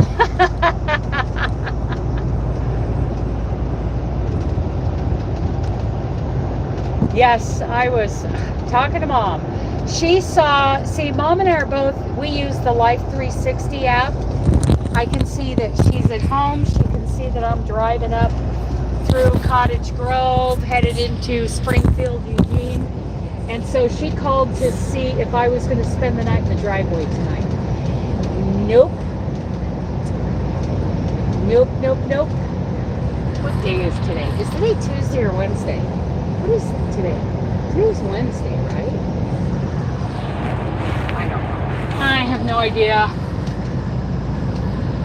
I was telling her that no Boise stage stop for me this year. It's Wednesday. So tomorrow is Thanksgiving. Okay. Thank you, guys. Tomorrow's Thanksgiving. I'll just be driving.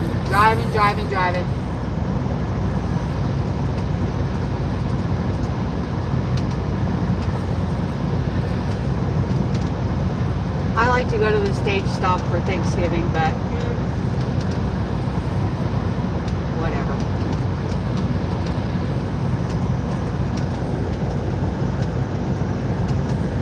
So while I was getting fuel, I was talking to that Chima driver because that's a company that I'm considering. They've bumped their drivers up to 60 cents a mile, which is good. It's more than I'm making now, way more. And they've got loads going to Phoenix. They're based out of Sumner, Washington. Sumner or Auburn, somewhere up there. Southeast of Seattle. I know they have a yard in Albany.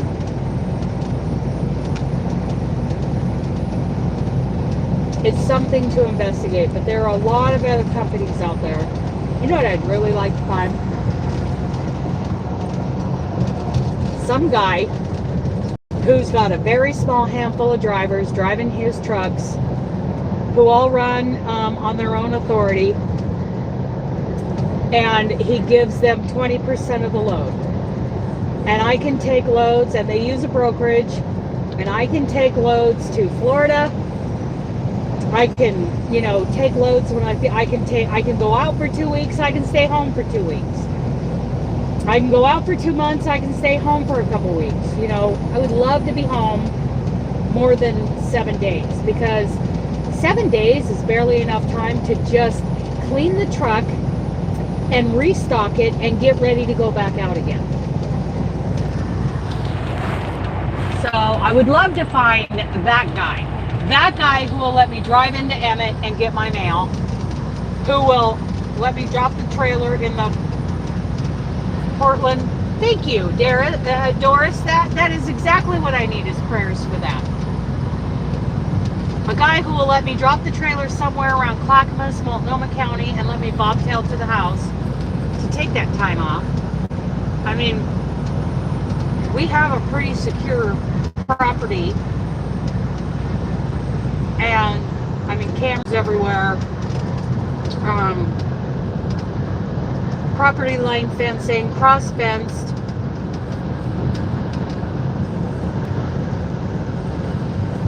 We have great neighbors.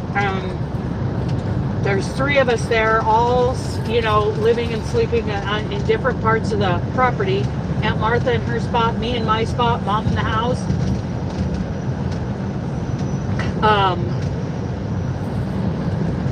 It's a very secure spot where this company lets me bobtail to the house to go home for a week. But I really want some guy who's going to give me a really nice percentage of the load.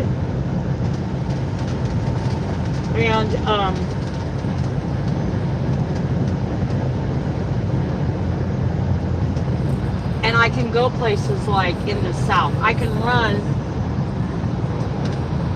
Interstate 40, Interstate 10 and 20, and then come home. Oh, and then I can pop up into the Boise area to go get my mail. You know, running loads through there. So I do have a lot of perks here, but it really, there's too much money out there. And dispatch and all of operations is kind of chaotic because we're getting new people in. They're independent, yeah, because they get more of the load, they get more money. Of course, they have more responsibility. If they own and operate their own truck, oh no, I don't want to do that. I do not want to own a truck, because over half of that paycheck is going to go back into the truck.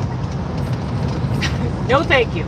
But I would like to be, you know, just the driver under my own authority.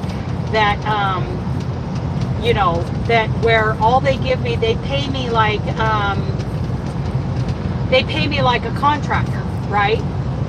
Like I came in and did some landscaping or fence building on their property. Oh look, there's Market. To where I take out my own taxes, and then I decide on my health care. I contribute to my 401k. I do all of that because I certainly don't like our investment company with Market Express is Vanguard, and Vanguard is awful. I have hardly made a dime working here for 2.5 years, and I need to get my retirement built up. It's hardly growing at all. Now, I still haven't combined from my last 2 companies. So I've got money sitting in 2 of the principal and the standard. I've got to get things moved around. But I'm telling you. And we're supposed to be able to open the app, sign in, and just you know, I can change how much I'm you know, like the company will match 6%. So I can change the percentage that I'm putting towards retirement. And I can also divert some into a Roth IRA. account, an after-tax Roth IRA. And I do both, but for the last couple of months I haven't been able to get into my Vanguard account. So yeah, I'm not liking Vanguard. And they lost a bunch of money last year. A bunch of money.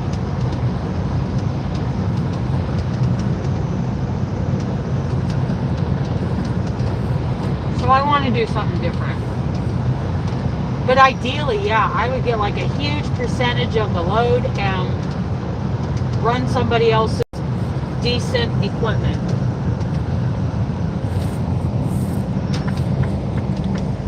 That guy's turning into the is that oh, that's that Class A that we saw back there at Rice Hill.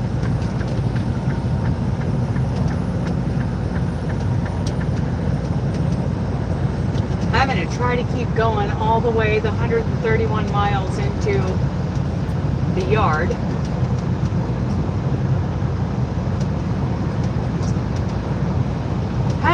Miles away from North Portland. Northeast Portland.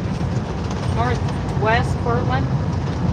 Northeast Portland. Well, it's right there by I-5 and the Columbia River. So, yeah, it's North Portland. If you're not careful, you end up in Washington State. There's Market. That guy actually waved at me. One out of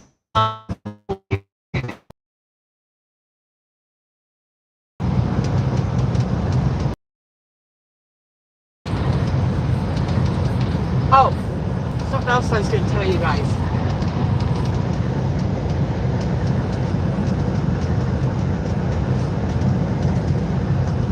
Way off on a different subject. So when I was out there fueling the truck, there was a penny on the ground. And normally, I got the penny. I grabbed a piece of paper towel from the dispenser, wiped out the penny, put it in my pocket. And normally I let them kind of build up right here in this little cup, this little console tray thing, which they are building up right now. And yeah, it's tough. So anyway, I save them up, and then when I come up to a homeless person, if I have any cash in my wallet, I give them that, and I give them this change. Well, they do this thing with the Mountain States Children's Home, that children's home I've been talking about all morning. Now, I don't know who made up these change cans, but somebody decorated up some change cans for the children's home so that you spend so many much putting all your change in the can. Well, that drive is over, and our church responds to that. They hand out those cans it's already over. But I've decided to start saving up my change, and then I will when I've got a good bit of it, I'll take it in, turn it into whatever, cash or deposit it or something, and I can write a check to the children's home. But anyway, so I picked up that penny because it's going to the children's home. And it was nasty. It was down there in the grease and the diesel. That's why I had to get up. Paper towel. Okay, I'm coming up on the Cresswell exit. Pamela's adoring crochet. Whip Caddy. The Whip Caddy video.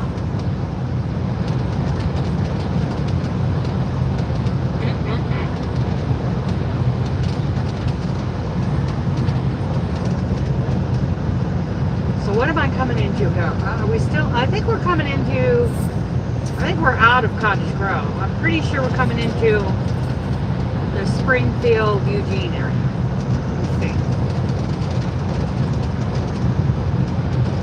Of course, the windshield wipers are going. Of course. Yeah, this is Springfield / no, I'm wrong. It's Cresswell. think we're coming into Springfield though. Exit 182. That means behind me there are 182 miles to the California state line.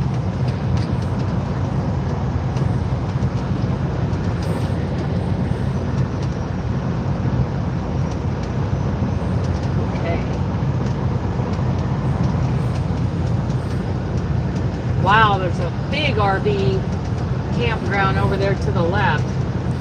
Big RV park. Ooh, lots of them. Plus, then there's like an RV repair place there right next to it. That's convenient.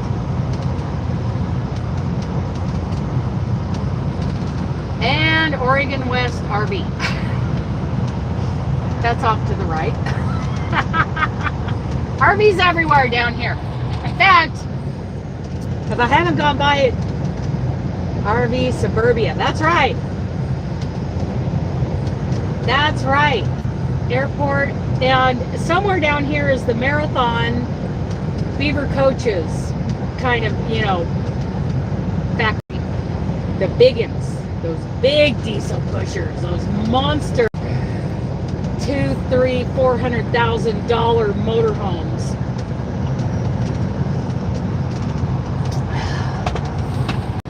Those big babies. I would like to tour the inside of those, and I think it'd be fun to take a couple trips in one of those, but I don't want to own one. I have 75 feet of vehicle right now. I know what it's like to try to find parking at night, and I don't want that problem. That's why I'm going with a 28 to 30 foot RV after when I save up the money, when I get the pennies saved up for my new used RV. That's how big I want to go, because I can still, it's still big enough, you know, to live in, but and it's small enough that I can find parking a little easier, and I can get into the national parks.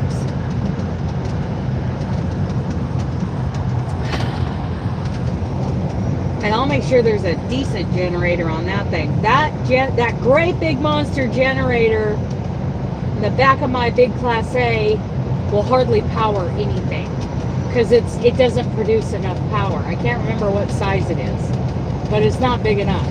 I mean, it's big physically, but as far as the power that comes out of it, it is not that big.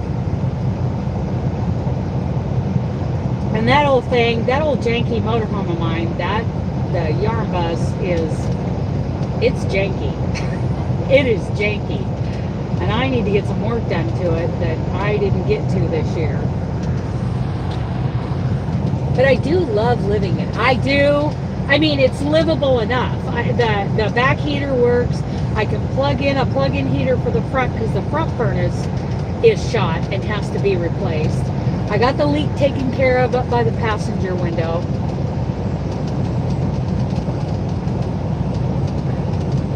Yes, you know, and the first motorhome I ever owned was a Toyota Dolphin. I bought it from my parents in the Dalles, and they used it, they called it the guest house, because yes, we went hunting with it.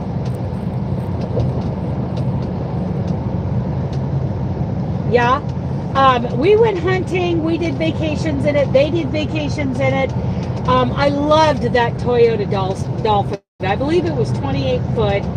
And I was, when I spent the weekend with them, I just went out there, turned on the propane, turned on the furnace, and you know, yeah, it's the guest house. So then I bought it from them, and I lived in it for 3 months until Wayne and I got our apartment in Castle Rock, Colorado, and then we bought a house out in Elizabeth. 5 acres. Oh, I love that place. I love that place. Then we went to the 35-acre place out in Peyton. Love that place too. But yeah, I loved my Toyota Dolphin. It was wonderful. And we took trips in it. Oh, Love that thing. And Mom let me live in the backyard there in Castle Rock for 3 months with it until I got into an apartment.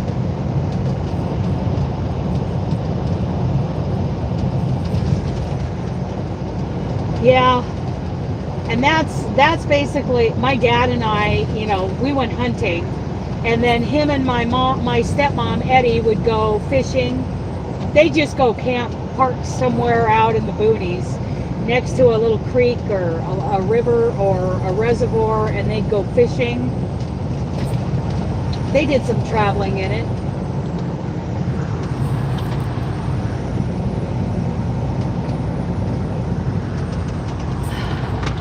That big Class A of mine, it's a 36 foot. I put a lot of money into repairing that thing. And I had big plans about remodeling the inside, but there's so many things that need to be repaired before a remodel, you know, higher priorities, that I would rather put that money into a better motorhome, a smaller motorhome. And so I've changed my mind about remodeling the inside. I was going to do it all in a Craftsman style, but I can do that in a much better motorhome. I was going to do that in I was going to do an ambulance rebuild, but finding the right ambulance isn't easy. And this motorhome kind of presented itself when an ambulance didn't. So I probably shouldn't have bought it because I didn't realize it, but there were some hard feelings about it. I had no idea until after it was already paid for. Had no clue. But it's mine now, and I take care of it best I can. I need to get into Idaho to renew the tags. I got to do that every December.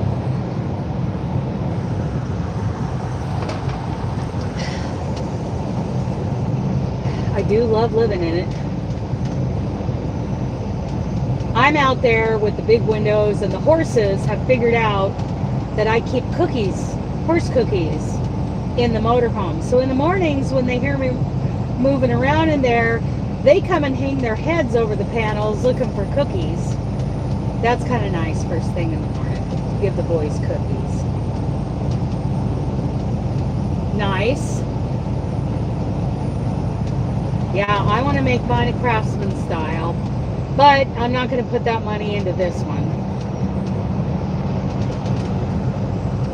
It's fine for the time being. Hopefully nothing major goes wrong with it while I'm getting ready to, while I'm saving up money to buy a different one. Oh yeah, we're definitely in Springfield now.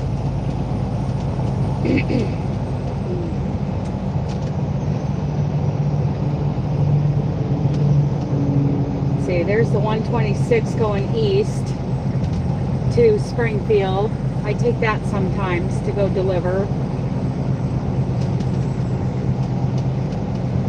Sometimes I drive up the McKenzie River and I end up in Sisters, Oregon, and then I go through Bend, and then I go through Brothers, Oregon, and I end up out there in Eastern Oregon at Ontario. Yep, I can bring my pets.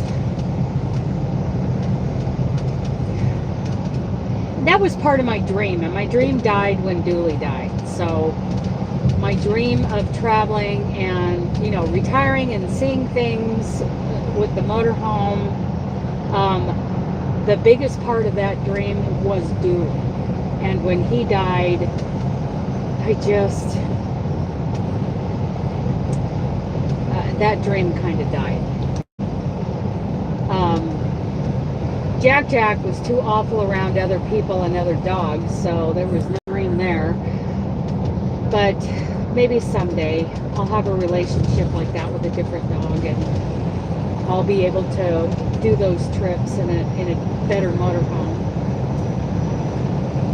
We'll see how that goes. You guys can just see the top of Dooley's ears right there. This right here, this is my Dooley. He rides everywhere with me, staring at his mama. Keep him between the lines, mama. No speeding. He's making sure I'm not doing anything wrong. think this is the Mackenzie River, and it is swollen and brown. It is big and brown.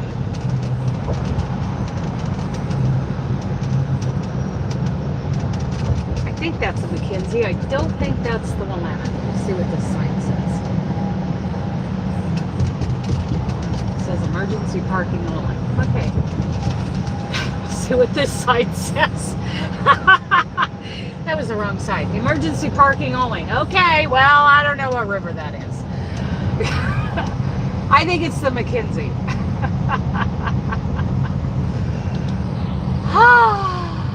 Yeah. 7:58, 59. Setting the cruise at 59. We'll see what happens here. Then if I get into traffic, the engine will slow down to match a certain distance from the vehicles in front of me. So you kind of let the cruise control. Judgy George on my dash. He's always watching my drive. Judgy George!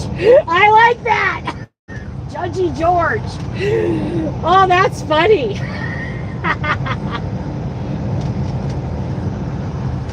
I am going to wait for an opportunity to call my dispatcher, Judgy George. All right, Judgy George. Well, he does call me a troublemaker, so I think there's an opening there. That is funny. Judgy George. Okay, I'm being stared at. It's like, you know, the eyes of God watching us. Oh my goodness, that's funny. That is funny.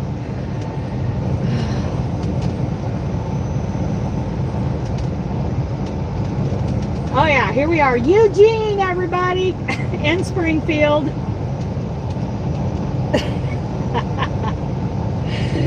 Judgy George. I love it. And what is Judgy George?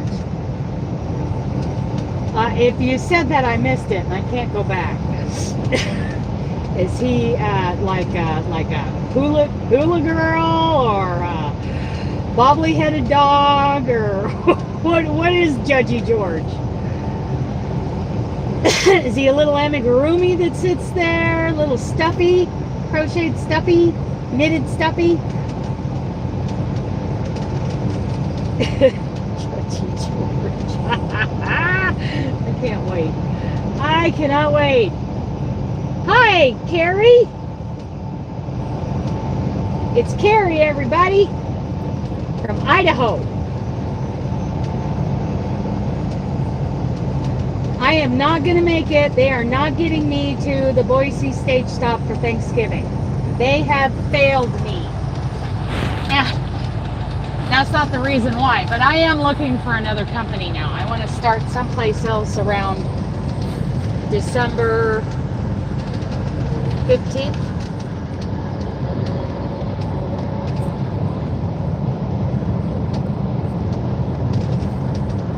Yeah. I'm going to take 10 days off. I'm going to get off the truck. I'm going to start taking everything off the truck on December 5th.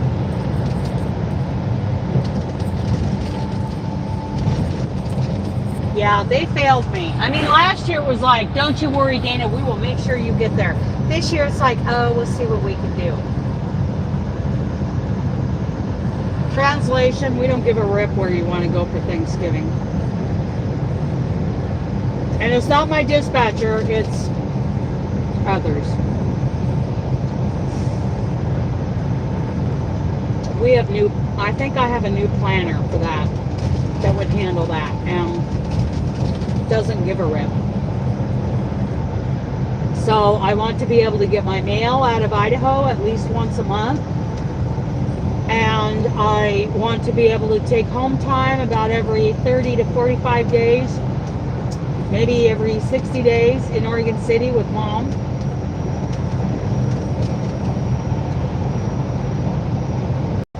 And I want to make more than the pennies I'm making here.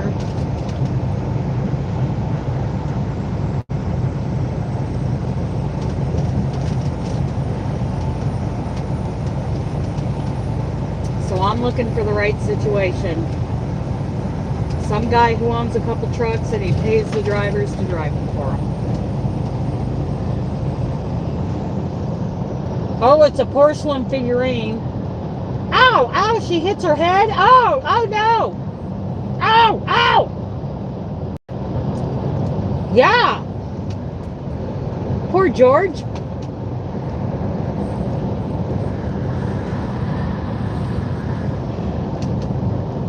So I'm looking for something. We'll see what happens.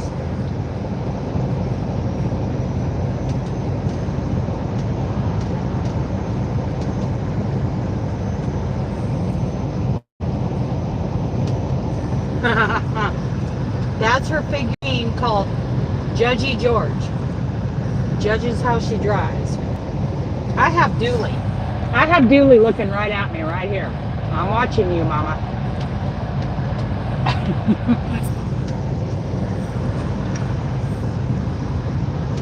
There's Camping World. Yeah, it's a thing. That's for sure.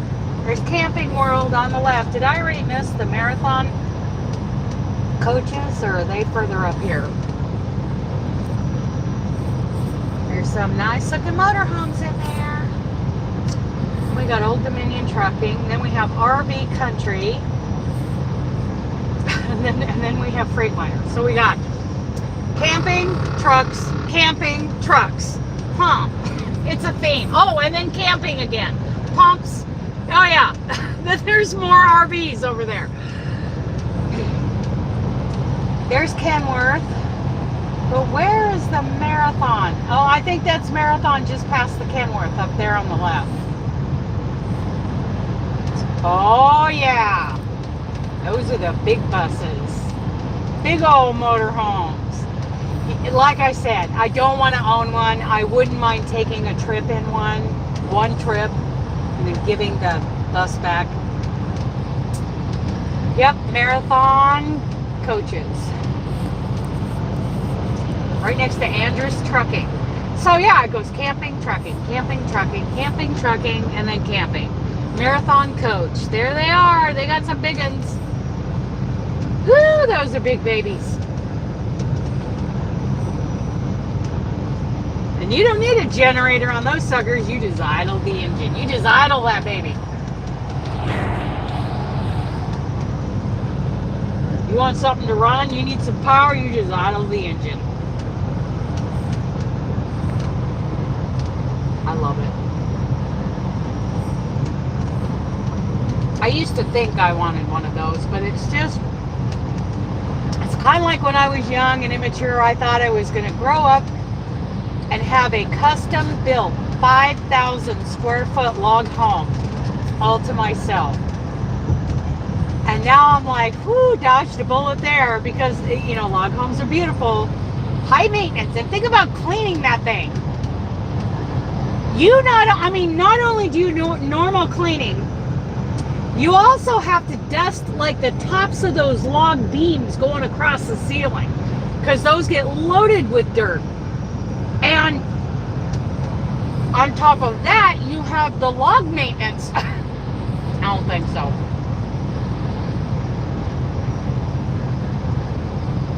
I want about a 2,000 square foot timber frame, craftsman style. That's what I want now. Timber frame. Whole lot less maintenance. Whole lot less cleaning. And 2,000 square foot is going to be a lot. That's a lot of. Look, here comes Market. He won't even see me. Nope, didn't even look at me. I flashed lights. He just ignored me.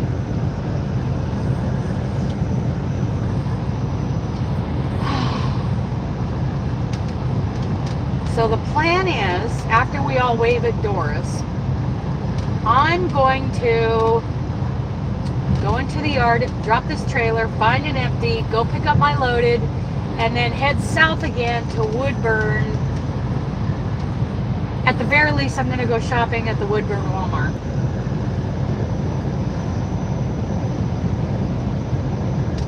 They are beautiful. They are beautiful, but man, that's a lot of work. A lot of work. So I'm at least gonna go shopping at Walmart in Woodburn. I think I'm gonna, it depends on how things are looking at that point as to whether or not I want to try to scoot down to the Halsey truck stop, Pioneer Villa. I'll make that determination after I go shopping at Walmart. Don't let me forget, I gotta get antacids. Oh, and what else? Oh, onion powder and garlic powder. I'm using this sugar-free barbecue rub on my steaks, and it's good, but it's got a little spice to it. To me, barbecue isn't spicy. I don't like spicy barbecue. To me, that's just spicy. It's not barbecue. It's not my favorite. I mean, it's good, you know, as a substitute until I get my garlic and onion, but it's not my favorite. Entering Lynn County. I know someone who lives in Lynn County. Hello, Doris. Yes, they're very expensive. But a timber frame, I'm really into maybe a timber frame.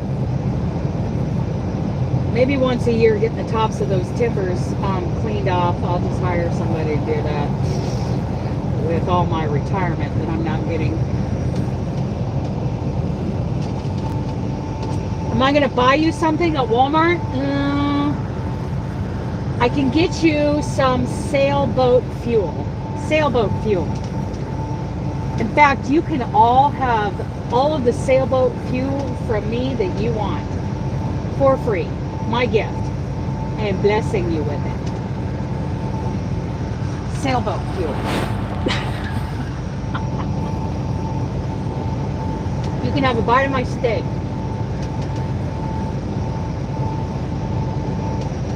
You cannot have anything spicy. Okay. Well,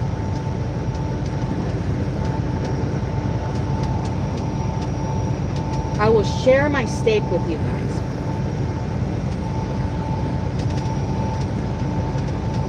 You know what I'm liking? Albertsons and Safeway, if you go to the meat case there, their display case, sometimes they have like bacon wrapped jalapeno poppers, and I'm not into that. But they also have what they're calling bacon wrapped chicken tenders. But so they have, it's chicken tenders with pork. So they have diced up pork in the center with tiny little pieces. Yeah, I don't want my barbecue spicy. So they take like ground pork and little diced up pieces of jalapeno. No candy bar. Yeah, I don't eat candy. And they put all that together. Now I would love it without the jalapeno, but the little pieces of jalapeno, they don't kill me. And then they take chicken breast and they wrap it around the pork. And then they take bacon, 2 pieces of bacon, and wrap it around the whole thing. And I bake those at 400 degrees for 20 minutes in the air fryer. And those are good. They're good even with the little bit of jalapeno in it.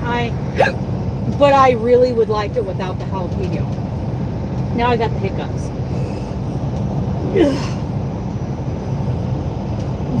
Who gave me the hiccups? They are pretty good. I just could really do without the jalapenos, but I can't even, I talked to a guy at the meat counter the other day when I ordered some at Safeway, or when I bought some at Safeway, and I asked him, can I special order those like a couple days ahead of time or a week ahead of time to be made without the jalapenos? And he goes, we buy them pre-made. So, great. Great!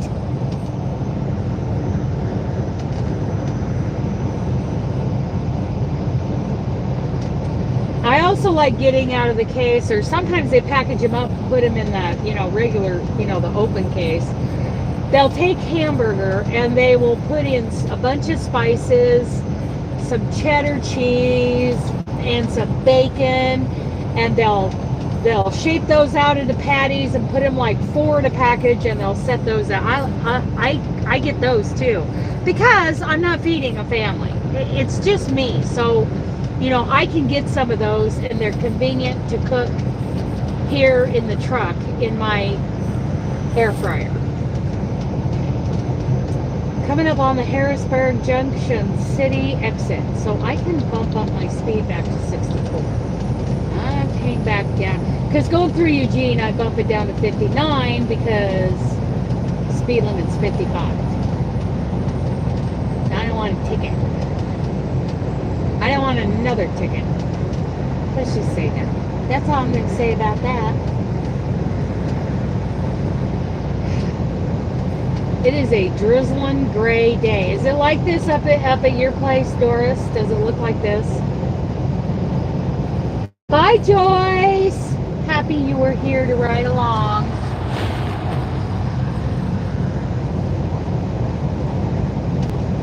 This is just good. This is Western Oregon weather.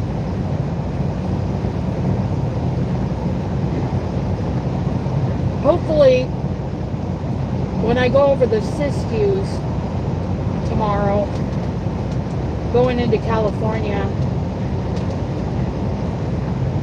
there won't be any snow on it.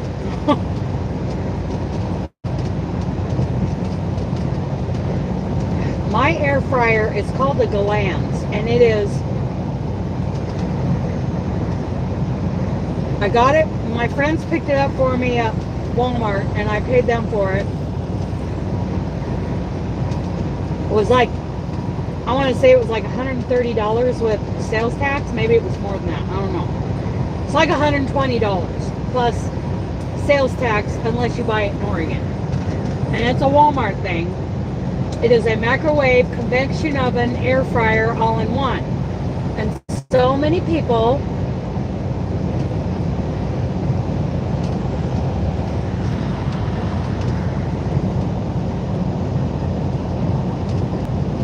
yes, don't do that when it's raining. Ugh. Yeah. So a lot of people say that an air fryer and a convection oven are the same thing. So I tried cooking both. Rain, rain, rain. That's Oregon. Yep. I tried cooking, you know, something in the convection oven mode, and then I tried cooking another one in the air fryer mode, and it was different. It was different the way it came out. And so I'm just, pretty much everything I cook is at 400 degrees for 20 minutes. Except for those like hamburger patties I was just talking about. I do about 14 minutes, and you know, there's still a little pink inside. I don't mind that. It's no different than having a pink in a steak. And plus, I leave it in there for another 5 to 10 minutes after it's done, so you've got residual cooking. It keeps cooking. So I've used the microwave.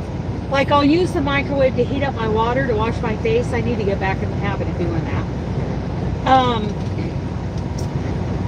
I've been taking baths when I'm not I'm not at the yard taking a shower. Then I take my baths with, you know, Cottonelle bathroom, you know, the wipes, flushable wipes. And then I got my great deodorant. Love my deodorant. But I use the microwave to heat up water to do my washing, my face and everything. And then I use the air fryer to cook because I don't know how to use a convection oven, and it cooks differently. And now I'm used to using the air fryer, how things turn out in the air fryer, so I've just kind of stayed in that groove.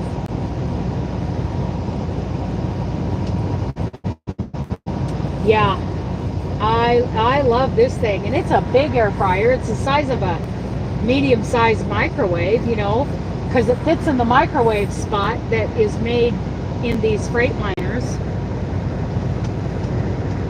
There's a cubby that the microwave goes in, and I've got that Galans in there. I do have to wipe up a lot of grease after each cooking, but I just keep a plethora of paper towels in here, and as soon as the the heating element, no you're not. The heating element in the, as soon as it gets cool enough that it wouldn't catch a piece of paper on fire, 10 inches. 10 inches blocked. So you make this square. I cooked pork chop and steak and chicken. Yeah. So you make the square like 9 inches and 9 7/8 inches, and then you barely have to stretch it when you pin it and spray that sucker down with, just spray it with water.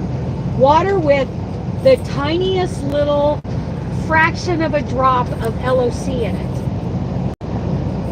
Okay, so if you find a square, think about this, Robin. I don't know what you're looking at. I'm sure you're looking for squares. But then you can just do something. If it's a lacy square, then you can do like a single crochet, chain 2, skip 2, single crochet, chain 2. Okay, so a 7, you can make it bigger. You can do more in the rounds to make it bigger. And if you do it until it's like 9.5 to 9 7/8, you know, just under 10 inches, then you don't have to stretch it. You just pin it out to 10 inches, spray it down with a little water with the tiniest little drop, I mean the tiniest little hairline drop of L.O.C in it, and let that dry. Every time you make one, just pin it, spray it, set it aside, go make another one. But you can make them bigger. Let's say they're a lacy, you know, well, let's say it's more of a closed stitch. Then you could single crochet or double crochet or half double crochet around until it reaches the size you want it to be. And you can figure out a way to do that it wouldn't ruin the design of the square. Yeah, it's something. I don't know. Convection ovens, I don't know. So many people say it's the same thing as an air fryer, but it cooks differently in my 3-way.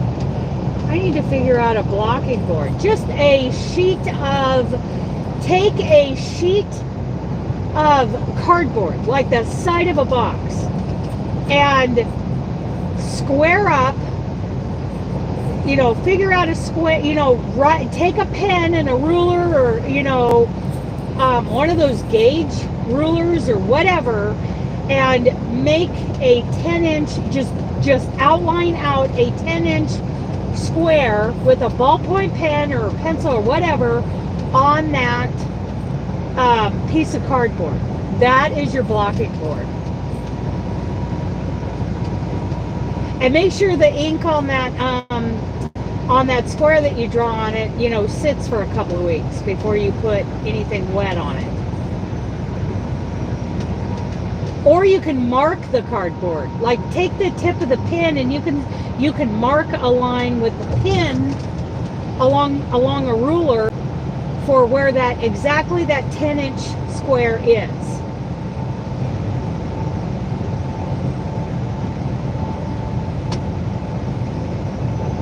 Bye, Kim. Thank you. Okay, there's Halsey. Okay, so we are 92 miles. We're an hour and a half south of Portland here at Halsey, at the Halsey exit. So we'll see when I get done shopping at Walmart today and getting you guys all your sailboat fuel as my gift to you. Do I need pins to hold the squares down? Yeah, you'll need some stainless steel straight pins. And let's say it was a granny square. That chain 2 or chain 3 in the corner, your pin goes in that chain space, and you pin it down to the corner of the square on your blocking board. Yeah, you'll need pins.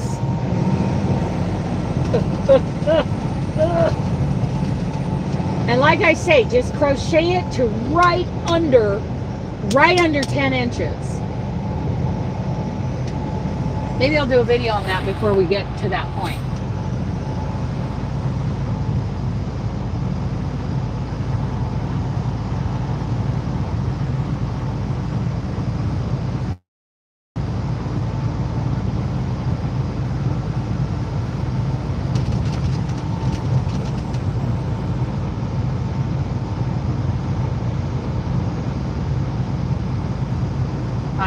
a video on this scarf that I'm doing.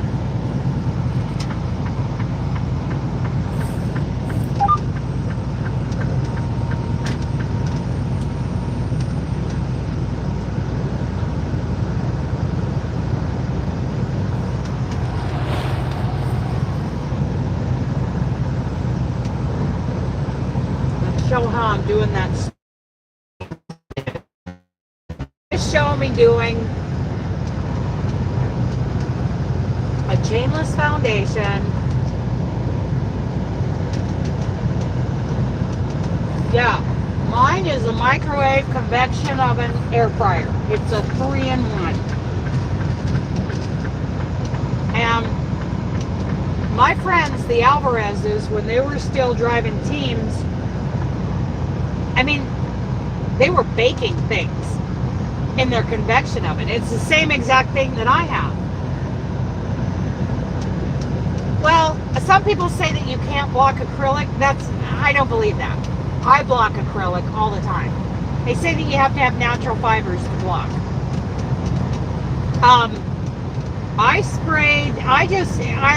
I'd block them and I'd spray them with water, and those fibers will relax. But they won't stretch out to like a 1/2 inch larger like a cotton will. But that's why I say crochet it to within 9.5 to 9 7/8, just under 10 inches, and then pin it to where the pins are in a... Oh, there she is. Hey! So we have 2 people to wave at.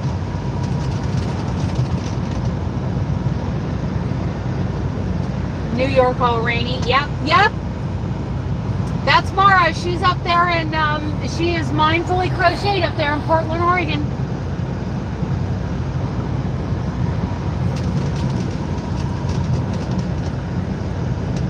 Yeah, I block acrylic. Now, if you're going to use a steamer, a hand steamer, you got to be careful because it's plastic, right? Don't let it get too hot. But steam blocking works. It's just not gonna give as much as a natural fiber, is what I hear. I'm not an expert on that. Everything I've blocked recently has been cotton, but I have blocked acrylic.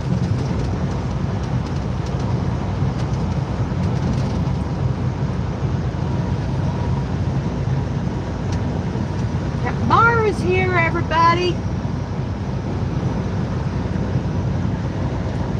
I'm sorry, I'm chewing in your ear. It's a ribeye that I cooked up this morning, and I cut it up before I left so that I could munch on it going down the road. In your ear.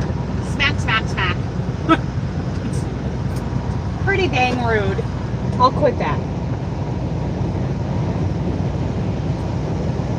I'm sorry. It's a really good ribeye. And I didn't cook it as long as I normally do because it's a thin ribeye. It's a thin boneless, so I didn't cook it as long. When they're thick, when I get those really thick ones, and it's 20 minutes at 400 degrees in the air fryer, it certainly doesn't get any kind of a browning or a charring, you know, like I like a good grilled steak. It doesn't do any of that, but it's tasty.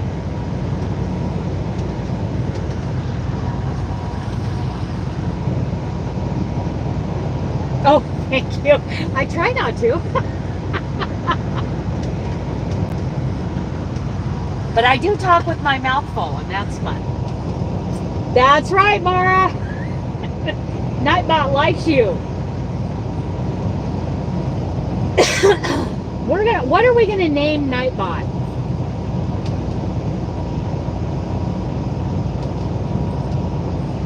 What are we gonna name Nightbot? Because we have to change his name. We're thinking of Nathan Boye, B-O-Y-E, like the hooks.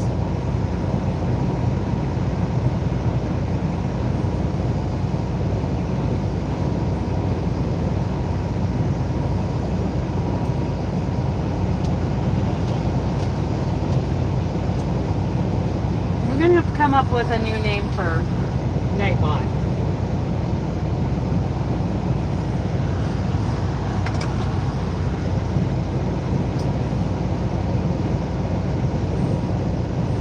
Yeah, it's rainy.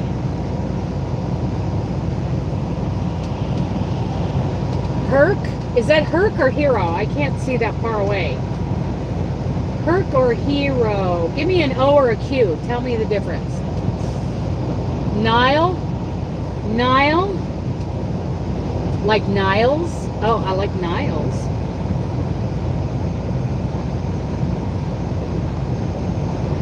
I like Niles. Like, oh, so Hero. Oh, like the classic hooks? I don't know about those hooks. Something I don't know. I like the name Niles, like from Frasier.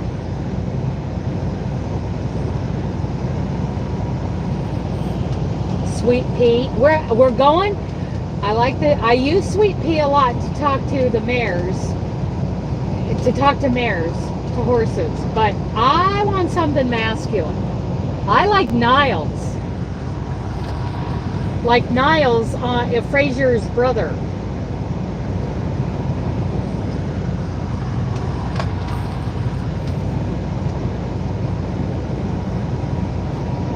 Sam. We got Sam. Very butlerish. Yes, it is. It's very butlerish. Oh, what's the name of that great butler on Downton Abbey? What was he? I can picture him, but I can't think of his name. He was great. He was so regal.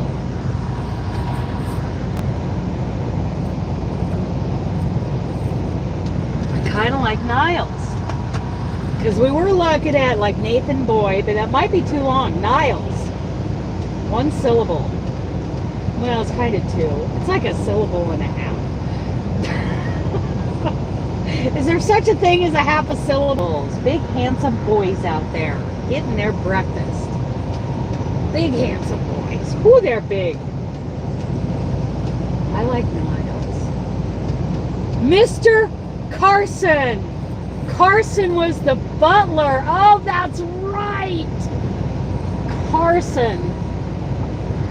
I still like Niles. Mr. Peabody. That's not bad. That is not bad. We're all going to have to vote on all these names.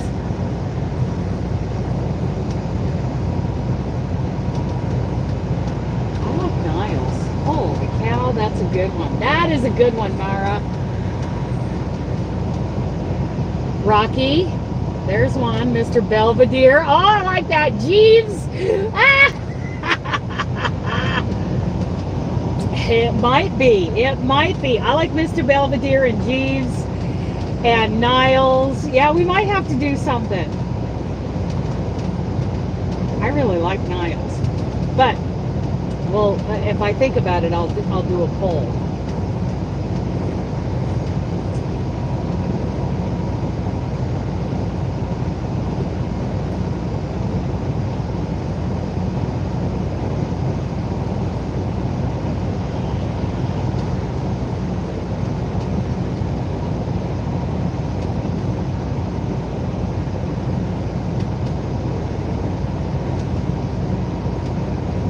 Yeah, there's a lot I want to do with Nightbot. I love it. Yesterday, somebody mentioned where they were from.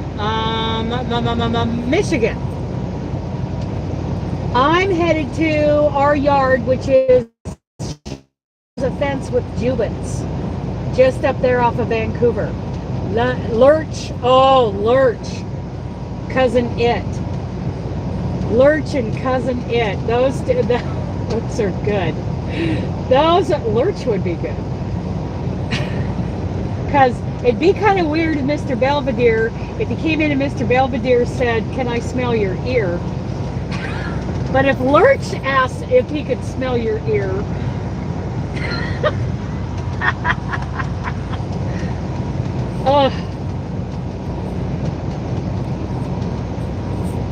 we'll get rid of the rub my belly one.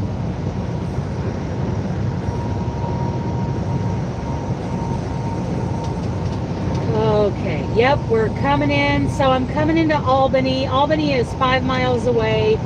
Salem is 26, Portland 72. So I'm going to be crossing the Willamette in Portland. I like Lurch. Yeah, Marion. Lurch.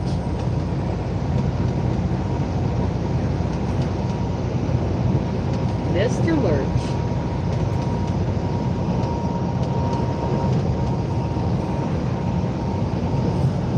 We're getting there, Doris. We are getting there.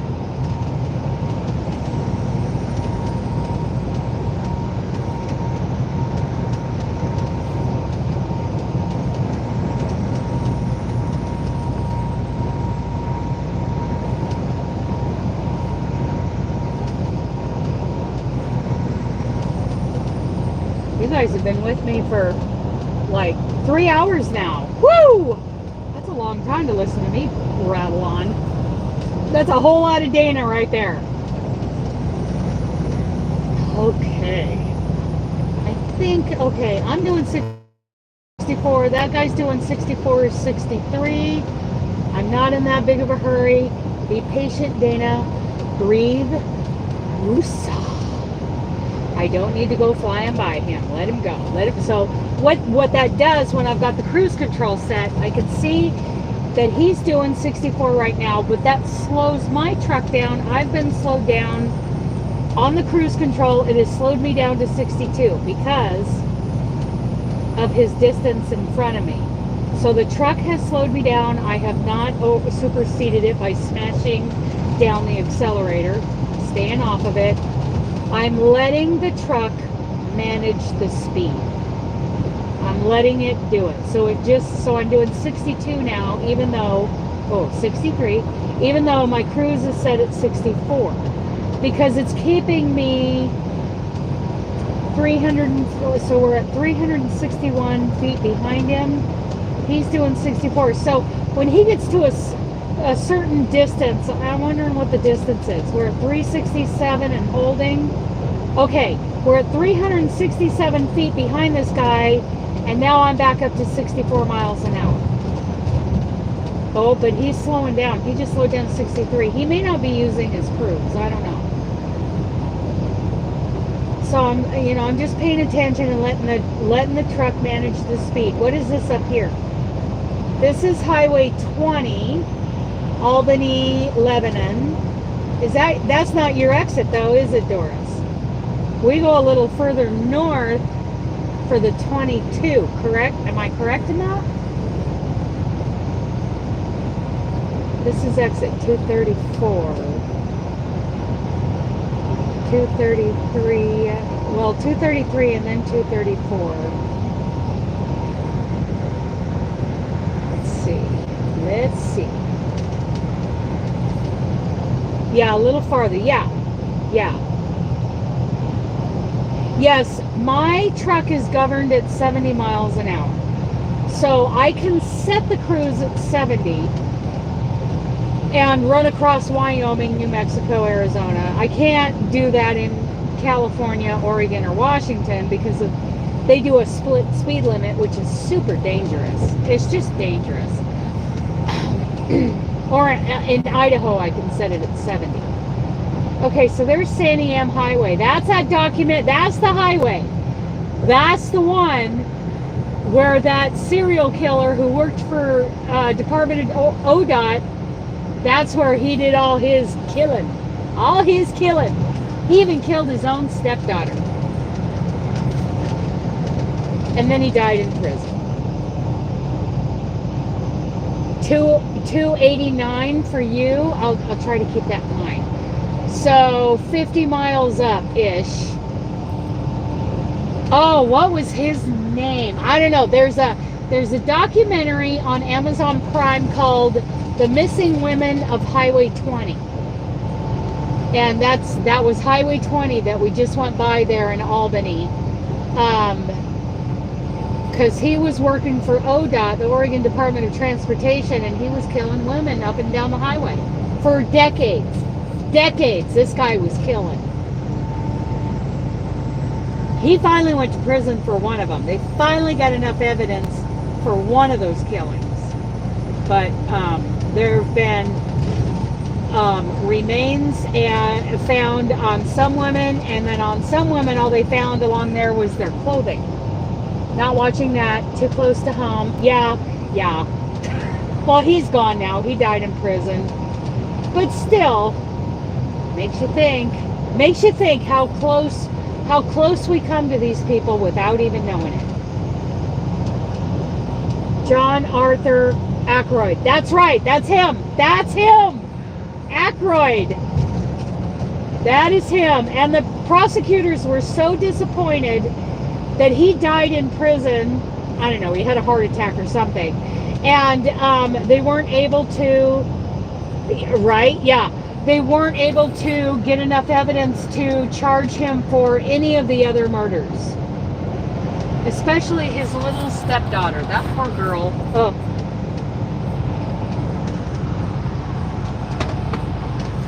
That poor girl.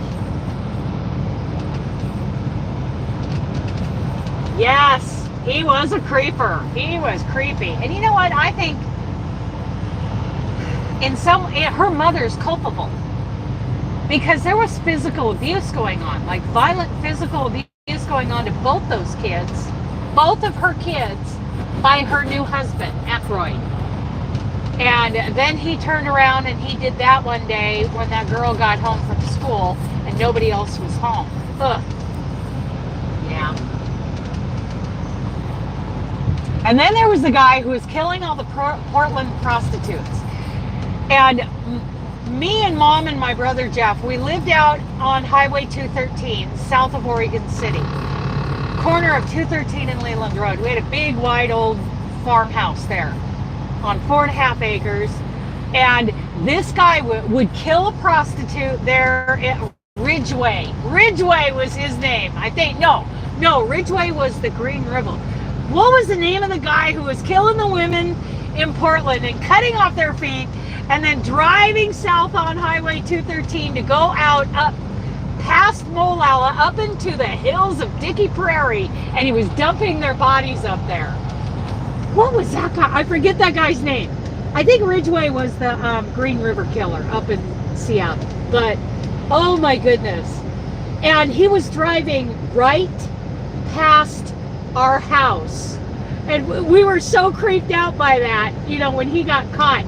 And I know! And then we were partying up in that spot. We were partying within 10 feet of where the bodies were dumped. Oh, we've had a ton. We were going up there. We would go get a keg and a bunch of cases of beer, and we would drive up there to Dickey Prairie, out in the middle of nowhere, have a huge bonfire. We would have a huge bonfire and drink. You know, we're all just, we're graduated from high school, but we're not adults. I mean, we are not adults. And then all of a sudden we couldn't go up there because there was police tape and the road was blocked off, and we couldn't go to our party spot. We had to go down by the Molalla River. Okay, so then the news comes out and we're like, wow. You know, and then we go back up there after the police tape is gone, but you can see where the bodies were found. There were still like flags, and it's like half the guys were stumbling off into the brush away from the bonfire to go, you know, relieve themselves. And guess what? That's where they did it. Oh yes, they were there. We had no idea. We had no clue there were dead bodies around there. There was no smell.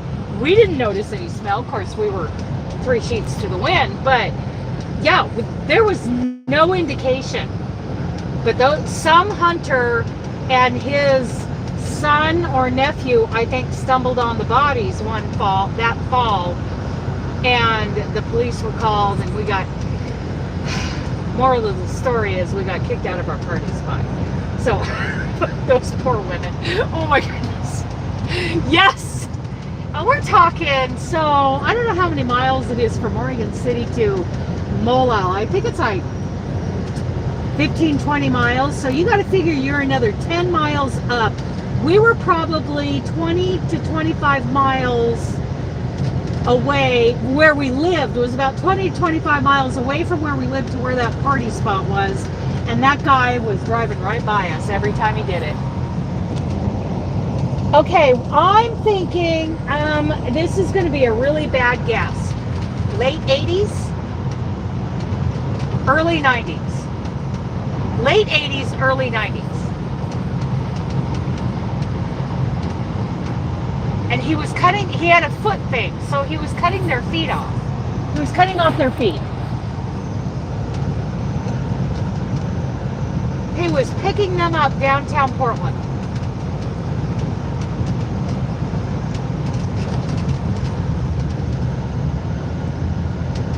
Oh, I don't know how many years he did that. I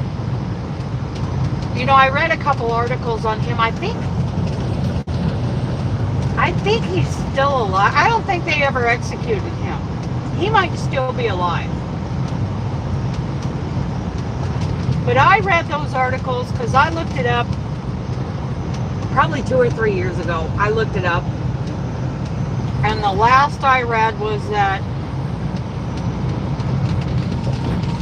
he was still alive, that his execution kept getting put off because of, I don't know, legal maneuvering. I don't know.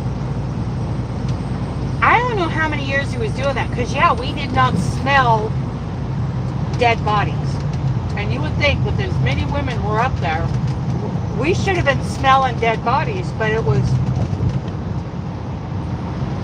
for some reason, we didn't.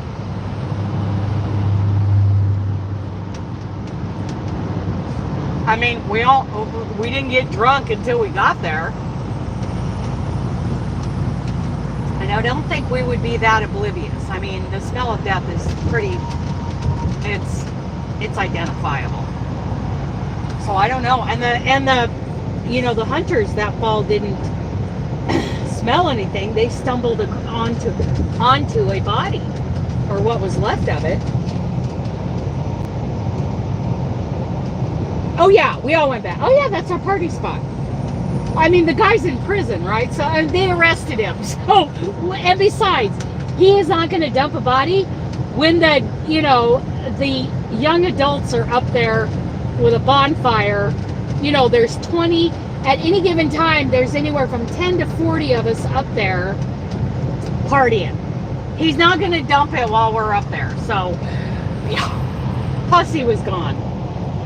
Clark County? No, Clark County is in Washington. This was Clackamas. I'm pretty sure that's still Clackamas County. Dickey Prairie, Oregon, outside of Molalla, I believe is still Clackamas County, but I'm not positive about that. I'm pretty sure we were still in Clackamas County.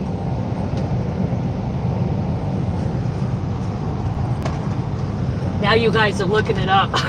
What was his name? I wanted to say Ridgway, but I'm pretty sure Ridgway was a Green River killer. Maybe, you never know, Amy. They get pretty creative, those serial killers. They're a creative bunch. I know it's terrible. Those poor women. I mean, oh, that's a bald eagle. There's a couple of eagles out there. I just saw a really big bald eagle standing out there in the cornfield. What's left of it.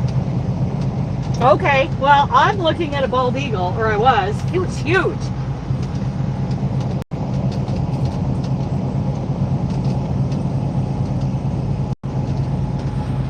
Says she only likes single crochet and doesn't like doubles.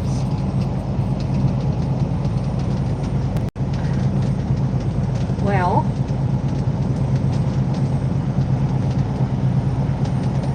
if she's willing, because you don't, how old is she? How old is she? Okay. Ooh, I just broke mine.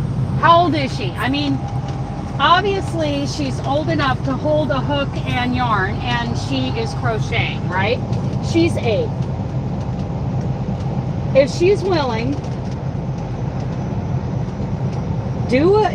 ask her if she would help you do a square. And make this square not very big, all done in doubles.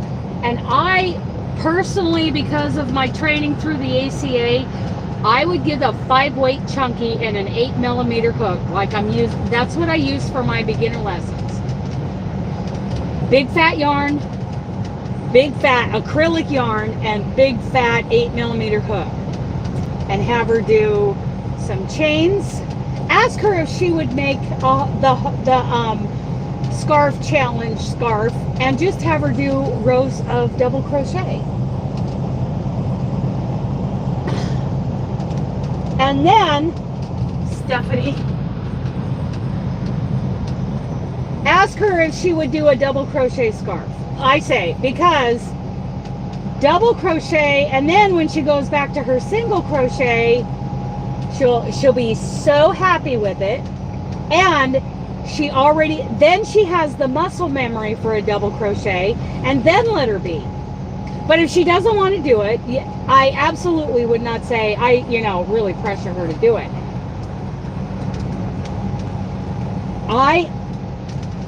I feel like double crochet, it's very important to get that muscle memory down in at least one little project.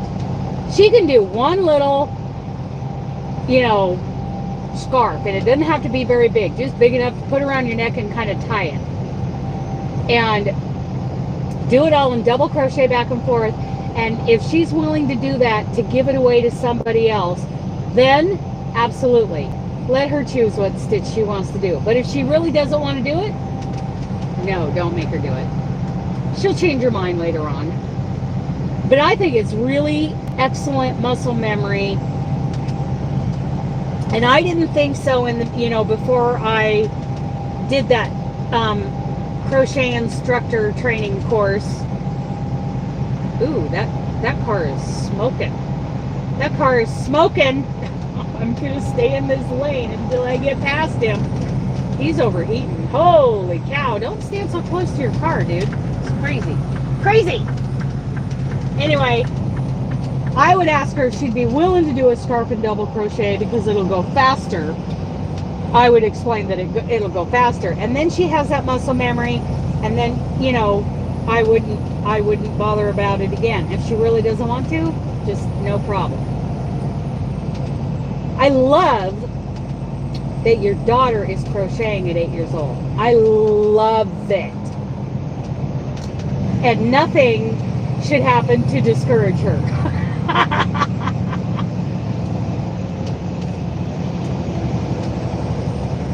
And what does she crochet?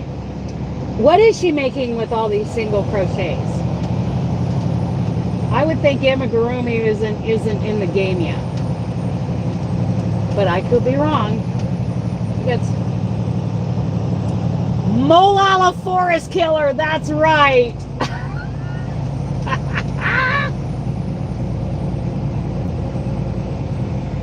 Oh my goodness. Yes, he would drive right down Highway 213, and that's where we live. The house is gone now. There's a vet clinic there now, but oh my goodness. Molala Forest Killer. Yep. I don't think he ever confessed. I think it seems like that's what I read, that he never confessed.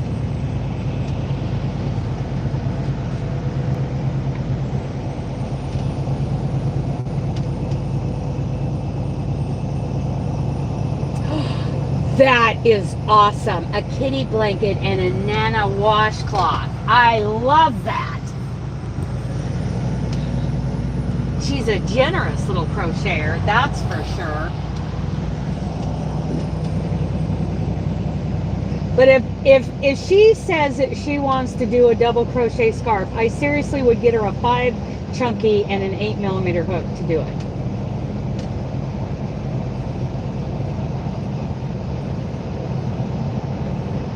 And by the end, she'll probably like double crochet. Otherwise, yeah, leave it alone.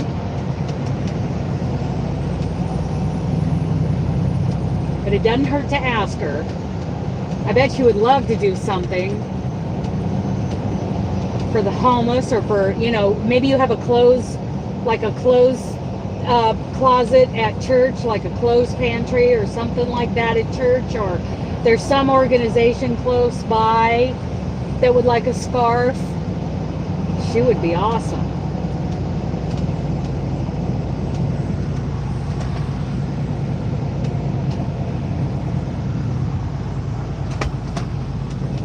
I just love that she's crocheting at 8 years old.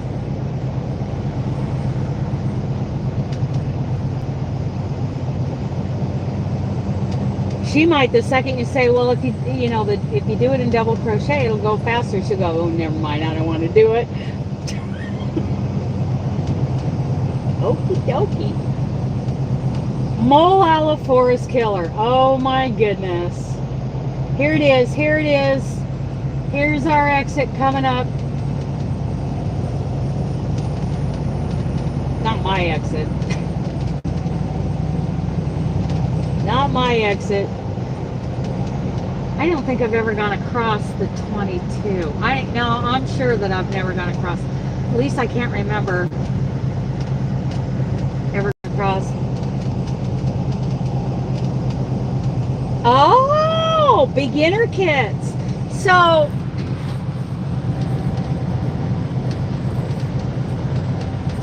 yes, but okay, so here's what I do for my beginner kits. And this I learned through the ACA. The 5-weight, the chunky yarn, the 8mm hook. That's your beginner kit with the scissors and a couple of, okay, everybody wave at Doris because we're going by Doris's exit. Hi, Doris. Waving at Doris. Yeah, my beginner kits, it's a gold bag. It's really pretty and it's cheap.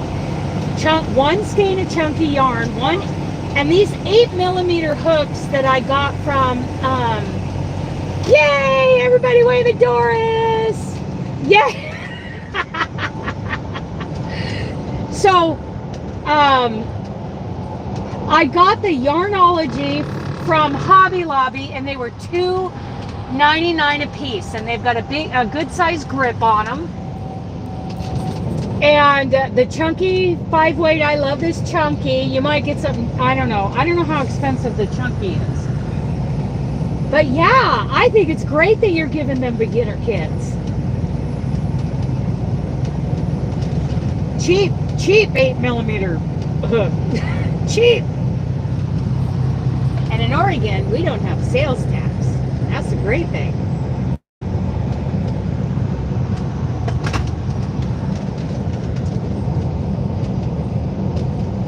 Oh my goodness. Yep. But Doris lives a ways east of here. I'm trying to catch the yarn sales. Oh, there you go. Yeah. I really like working with this. I love this chunky. But the hook that they recommend is like a 6.5, and I've got a 6.5, and I feel like, oh, that's kind of tough with that chunky yarn. Maybe it's just that janky hook I'm using. Kind of a janky hook. 3, 4, 5. We've got to slow down. Kind of a janky 6.5, but I grabbed one of those 8mm Yarnology hooks, which they're pretty too. They're pretty hooks. And I like it a lot better. Hello, Market. A lot better. Okay, I'm going to stay in the right lane even though there's 3 lanes, a lot of traffic, because the cops have a bad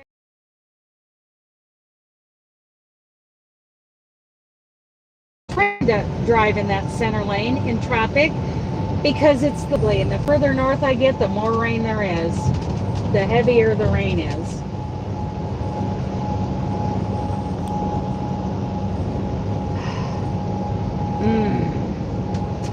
So I'm at the 252.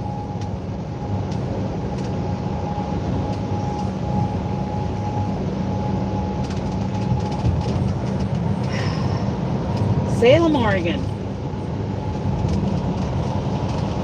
Capital of Oregon.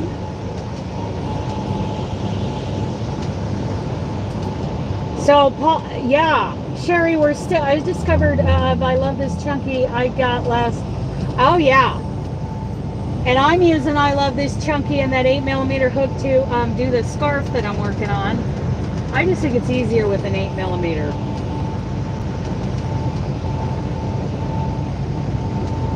And I like to, with the 4 weights and the 3 weights, I like to kind of bump that hook size down a little bit because I want the definition. But this stuff is so big, it's so chunky, and it's not just chunky, it's fluffy. It is fluffy chunky, and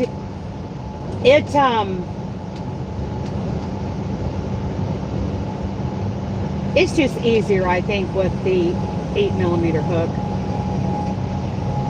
the L hook. I'm pretty sure it's the L hook.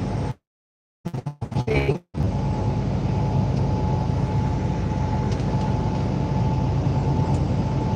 200. Okay. This guy's going slow. Oh, dedicated cold transport up there ahead of me. Now hiring. Whoop whoop. Yeah, I need to find a good. Oh, look, there's Market Express. Don't wave at me, jerk.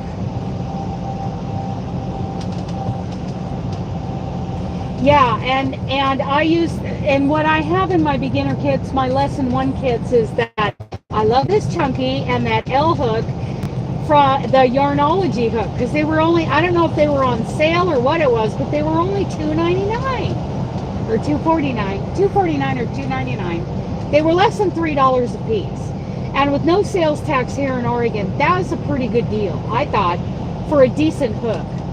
What can you make with chunky? There's not enough yarnage for a scarf in one skein, is there? You know, I think you're right. I'd have to look at the label because I don't have the label right in front of me. But Robin, in all her spare time, could look up I Love This Chunky. She loves it when I do that. But so what I was going to offer, I have six or 7 lessons in my Learn to Crochet series that I have adopted from the American Crochet Association. Okay, the reason I went with a Hobby Lobby yarn in the first place in a chunky is because it's so easily accessible, at least in this area. Adult beanies with that much yarn. Ooh, now there's something. And you can make a beanie. You can make a beanie by making a row by row back and forth panel and just sewing it together and then just cinching up the top. Those kids can make an easy beanie. I've done that. For sure I have. So what I was going to offer them, because what they're going to be making are gauge swatches, they're basically going to be making, in their very first lesson, double crochet squares that are about, I'm going to say 6 or 8 inches. I think an 8-inch square would be plenty. And I'm going to let them know that in their spare time, as we move on through the lessons, if they continue to buy that yarn and make more of those squares and get enough of them to make an Afghan, for a free 7th lesson, I will show them how to join those squares, put a border around them, and make their first I Learned to Crochet Afghan. That's my plan. I haven't done any lessons yet, but that's what I was planning to do. But definitely, what a great idea for a hat. And they can do a panel to where the rows are long enough, like it's not quite double the size of their head, you know, like from ear to the top of their head, and then a little longer should be the row length. And you do those rows until it wraps around their head to the fit that they like show them how to put it together and show them how to cinch up that top. It'll make like a little poofy, little flowery kind of top to their hat, and that's a hat. Easy hat. Don't even have to teach them how to work in the round or do increases or decreases.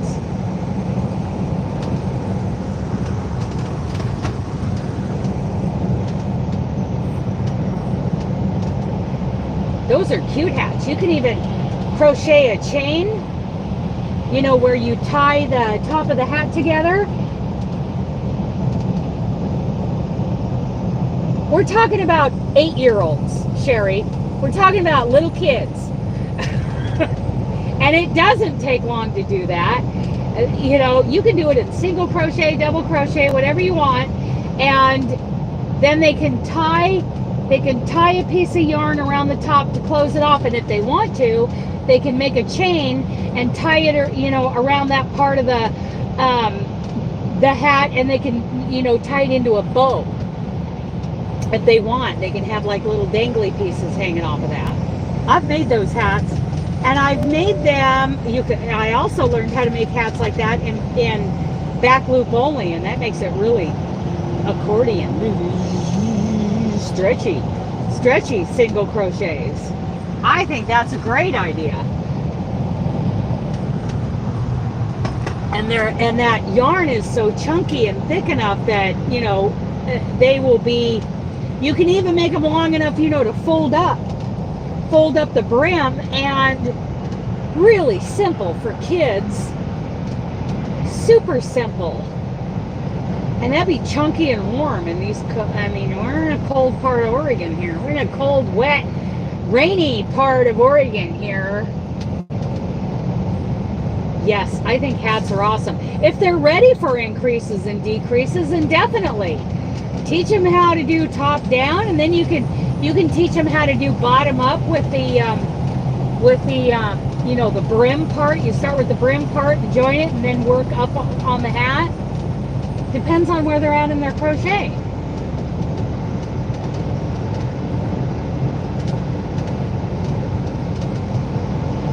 Oh, Salem, you're not my favorite city. I can make an adult beanie in about an hour on the round. Yeah, we're talking about kids here. We're talking about just learning how to crochet. I can make an adult beanie. I can make a basket weave beanie in a couple of hours with a drawstring at the top and a beautiful brim at the bottom. But not when I started. Definitely not.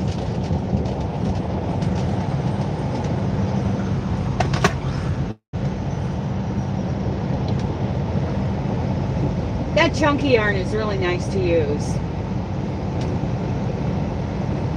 especially for beginners. I used a chunky yarn that came in the Crochet Society box and did a really nice beanie for my mom, and that was carrying colors and changing colors for little triangle designs in the hat. I love that.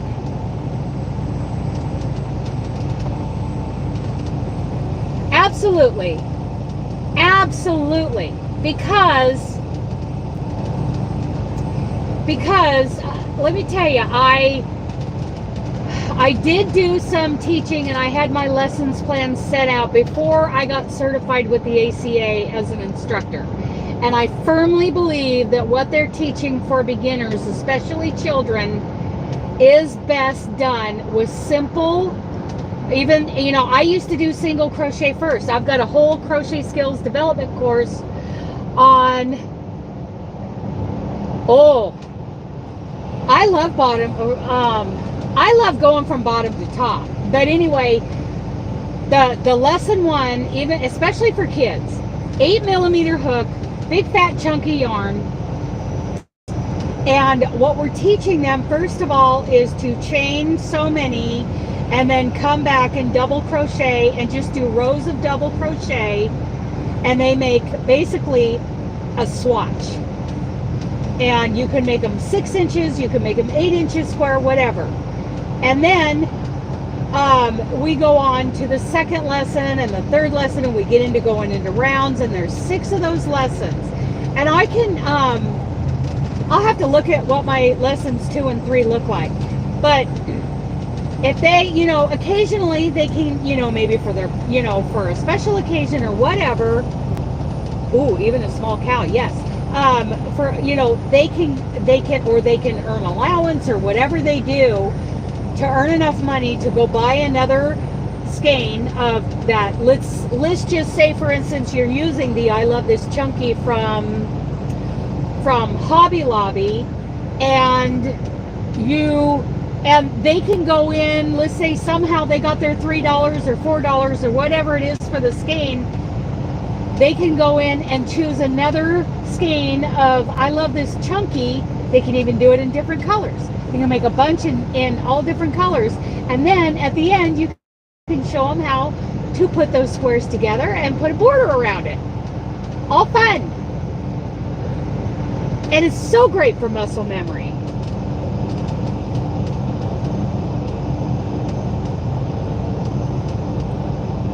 I like a border around a blanket, but this scarf, I kind of like the way the edges are just the way it is, the scarf that I'm making. And it's one of the few times I'm actually considering not putting a border around it. But I think a border would look nice.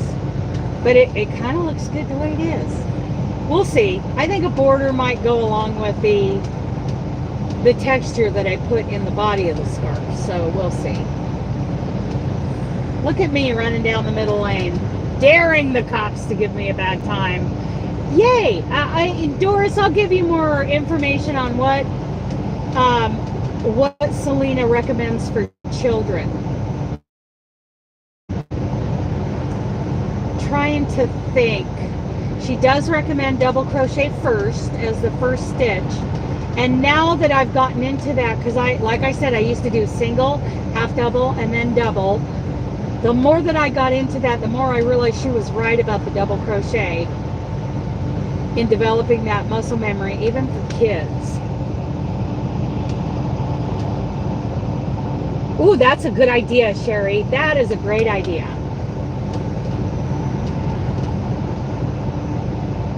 Yes, and then I'll tell you what she says about kids.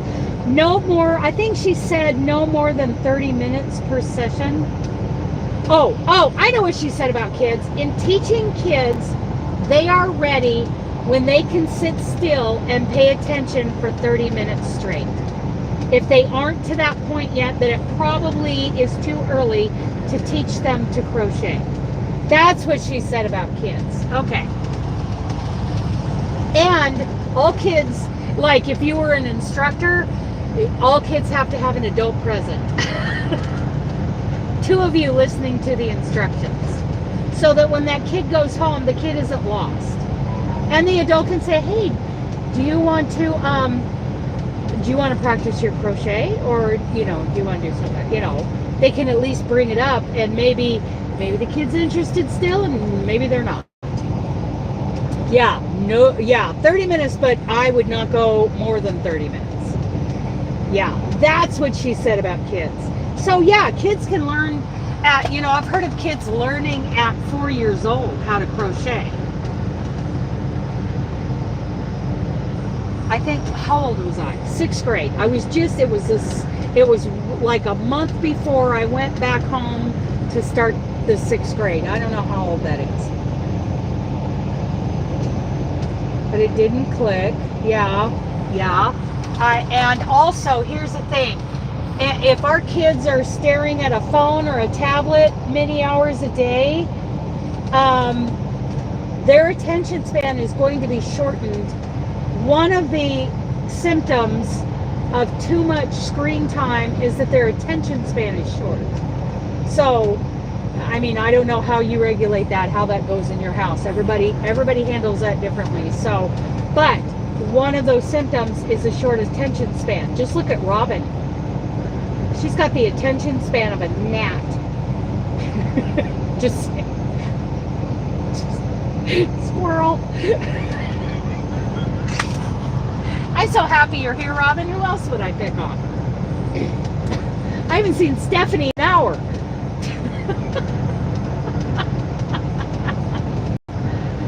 Whoa, how fun is that?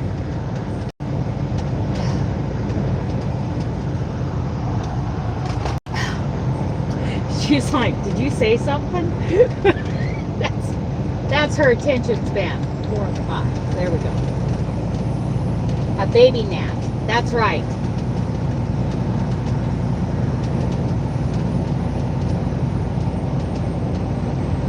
Yeah, that's a good way to learn. I learned because I think think my friend wrote it down. I don't remember.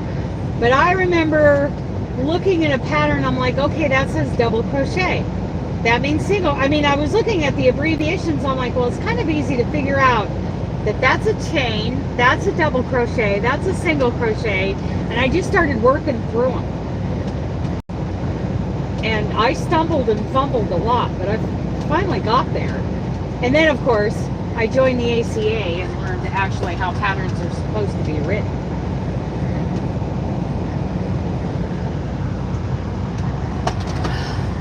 And that made it a whole lot easier. And it makes it easier to write patterns too.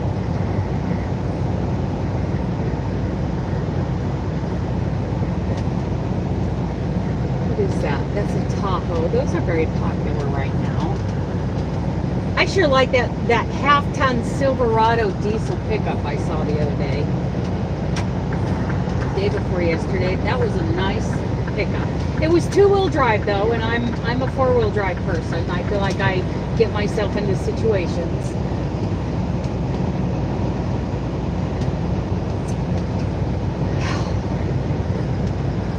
Boy, there's a look at that cloud up ahead of me. Boy, that sure comes down low to the left, doesn't it? Woo, that's a cloud right there. If I was in the Midwest, that would make me nervous. Did you? Oh, yes, Robin. And when you're done, when you get your certificate, you can join our exclusive group. Because we have an exclusive group.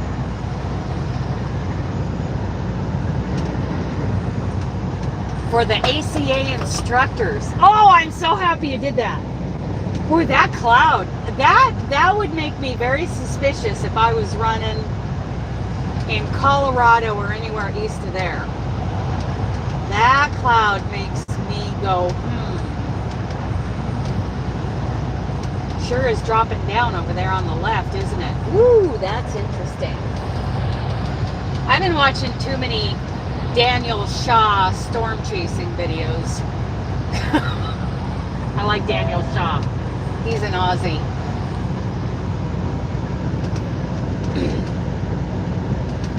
Oh, Sherry, how far have you gotten? Are you watching the tutorial? Or are you just doing the written? Yes, you have to actually take the class. Yes. My internet. Oh, sorry, Paul. Funneling. I know! And it really is kind of getting pointy over there on the left, isn't it? Can you see that? It's pointy. But it's very weak. I'm just going to scoot on past it and pretend like it never happened. Bury my head in the sand and go, go, go. Yes, watching tutorial. I'm about 1/3 in. So you've done about 1/3 of the rows. How do you like it? How do you like that stitch and how it works up? I know it's very stiff. It's very strong.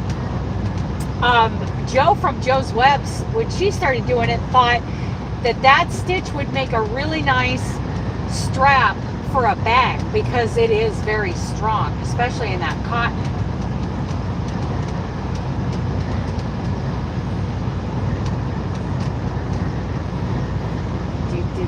Okay, so so here's my other point. Okay, Halsey, the Pioneer Villa truck stop, that's an hour and a half from Portland, and here I am 38 miles from Portland, where the Walmart is that I want to get to today so I can get my antacid and my spices. So it'll take me at least a half an hour, 45 minutes to get down here in that traffic. And then another hour to Halsey. We'll see if I make it to Halsey tonight or not. We have had tornadoes here, maybe like 2 or 3. Yes, tornadoes, they happen in Oregon. And in Eastern Oregon, we get monster dust devils, like monster dust devils. But tornadoes can happen anywhere. Yeah, I like to stitch, but I am using cotton linen yarn. Okay, I've never done a cotton linen. But I've done like the sugar and cream cotton, and it's stiff. It makes it really stiff. I know that Walmart, I have a friend who oh cool, Well, I like that Walmart because we can get in there with our trucks and go shopping. And if we deliver across the highway there at Winco Foods, then we can come over to Walmart, and if we're out of hours or it's dark or something, we can spend the night there. So that makes me happy. I like that Walmart myself, just for the parking and an opportunity to go shopping.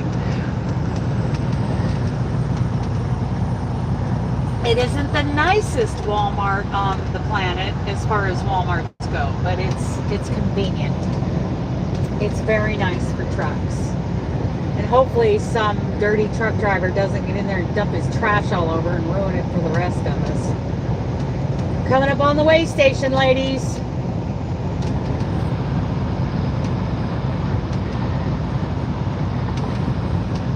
Touch of linen cotton, 51% linen. It's pretty, oh, cool. I don't think I've ever used linen. I think it'd be interesting to do that though. It's plant-based, right? Isn't linen a plant-based like cotton? Oh, no party for you guys. It's closed. It's closed.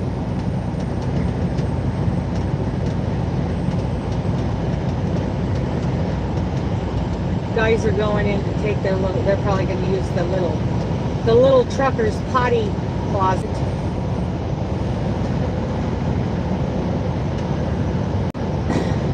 There's a little blue potty closet there.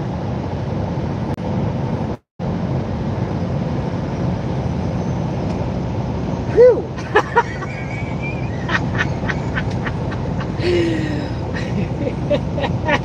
That's exactly right. Woohoo! It's closed. I'm getting over. I'm getting behind this container guy from Tennessee. He's got Tennessee plates on that container. Do we have ports in Tennessee? We might have inland ports in Tennessee coming up some of those rivers. I don't know. Never been to a port on Tennessee. Maybe I'll start running those. Yes, linen is made from flax. That's right. Yes, that's right, Amy. I think I read that.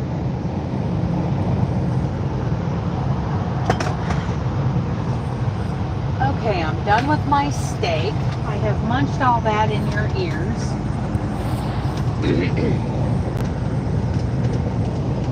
We are coming into Wilsonville.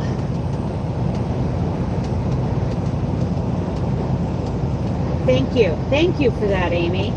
I knew I just read recently that linen was one of the plant-based yarns. I mean, it's got to be better for you than using plastic, right? Plastic and all its chemicals. But I do like a good anti-pilling acrylic. States of Lion Brand limited edition for inclusion. Okay, so what is Lion Brand limited edition? Is that the cotton linen? Yeah, I'm going by Bullwinkles. They say it is like a cotton yarn. Yeah, I think it behaves a lot like a cotton.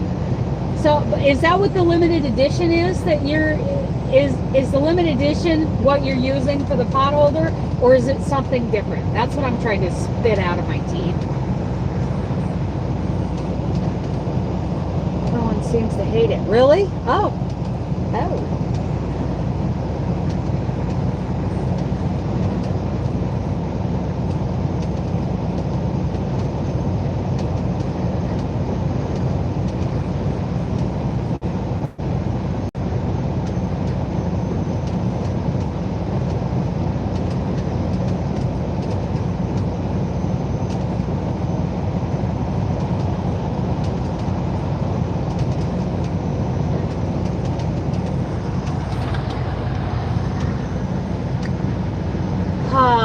Coming up on, I see the, this must be the Donald X.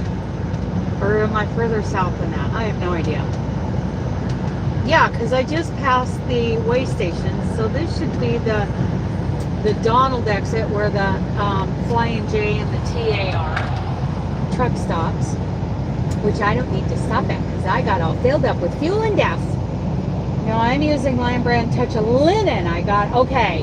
So tell me about the limited edition. I I don't pay attention to these things. Is this limited edition tells me it is a temporary line that Lion brand. It's acrylic, but it's supposed to feel like cotton. I think they're all sold out finally. Okay, so it was a limited run of whatever this acrylic. Is it a 4-weight? And was it done in like solids, skeins, or like stripy kind of cakes? Or limited edition was on sale at Lion brand. 9 for $9. Not a bad price. See, we need all the things now. I was told yesterday it was crap. Everybody has their opinion, Robin. But 9 for $9, you know, if you've got a project that you think it would do well on,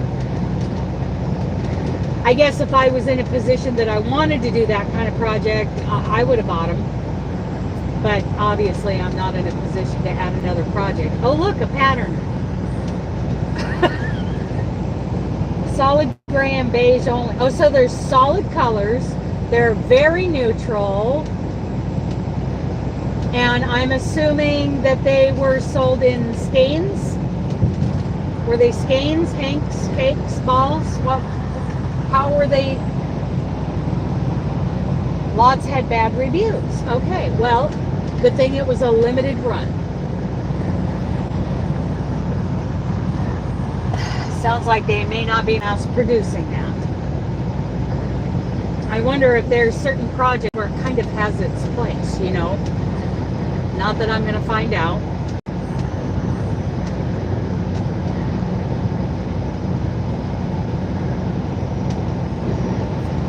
Skeins, beige only left. Okay, so they were done in skeins, gray and beige. Okay, see, I'm out of the loop. Completely out of the loop, blissfully out of the loop. You can tell me all about it after it's too late. I like that. Then I don't get in trouble. Okay, I'm 29 miles away from the yard.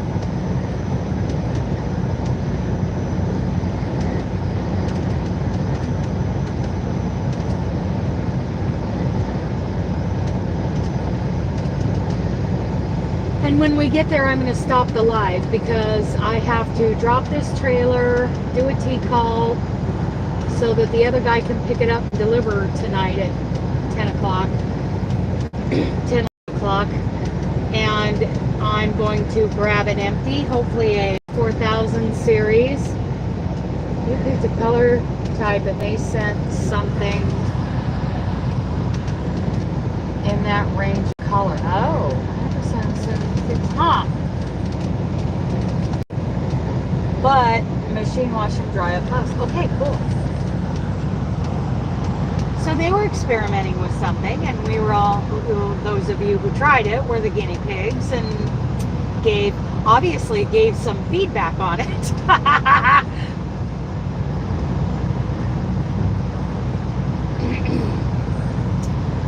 Yeah, so I'm going to drop this trailer, grab an empty if I can find one, go pick up and swap it out for my loaded trailer, and at the very least I'm going to make it back to Walmart tonight. I would like to make it down to Halsey, to the Pioneer Villa. I ordered it in gray and beige. So it was a thing, and I am blissfully happy that I missed out on it. Not because everyone says it's bad, but because I probably would have tried it. Probably would have spent money on it. And I don't need any more projects. Because, you know, I'm always adding projects to my list and not getting my list knocked down. Like this scarf, that's a good example. I decided I'm going to start doing a scarf right now so that I'm not scrambling in January to get it done. And then I want to put on some nails and do a tutorial on how I'm doing it. 91 reviews or something review. I'm assuming they were bad. Oregon Korean War Memorial.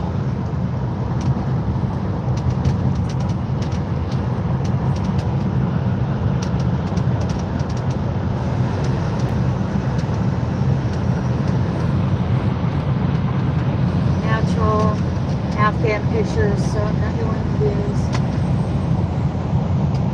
Plus review. Beautiful natural Afghan. Huh.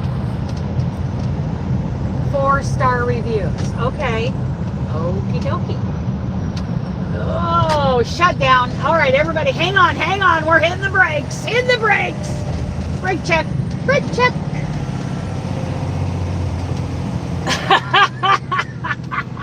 Don't even go look at what she's talking about, Robin. Just don't do it. Don't get sucked in.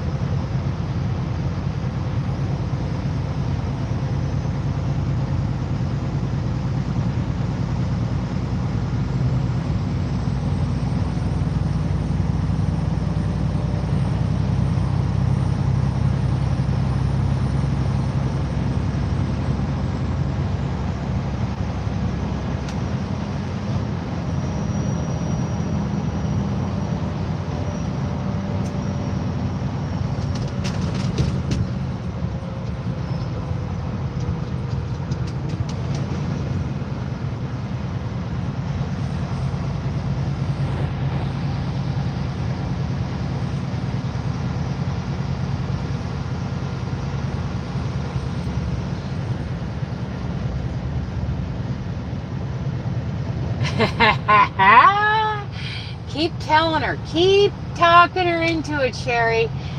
Tell her all about it. Lion Brand's big sale. Think of the video you could do after doing an Afghan with that yarn. Think about how you can give them a big old double thumbs down in a video after suffering through it. Okay, here's Bullwinkles. Go and buy Bullwinkles, Doris. I was there once with Wayne, and I played laser tag with Wayne. Wayne is my late husband. We played laser tag there one day and ate lunch. How fun is that? If I don't like working with it, since I seem to have a touch issue with certain yarns, I will use it on the adding machine. And I want to encourage people, if you got yarn you don't like, yarn you just can't use, maybe the feel of it or something, there is always a local 4-H club that can use the yarn. Either a crafting club, knitting, or crochet club. There are kids who could use it.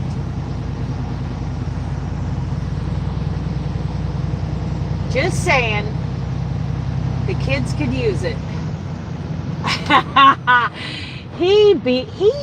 He killed me over and over again, Doris. He had more stealth and military training than I have. The guy's military, that just dawned on me. That SOB went to boot camp. No wonder he beat me so bad.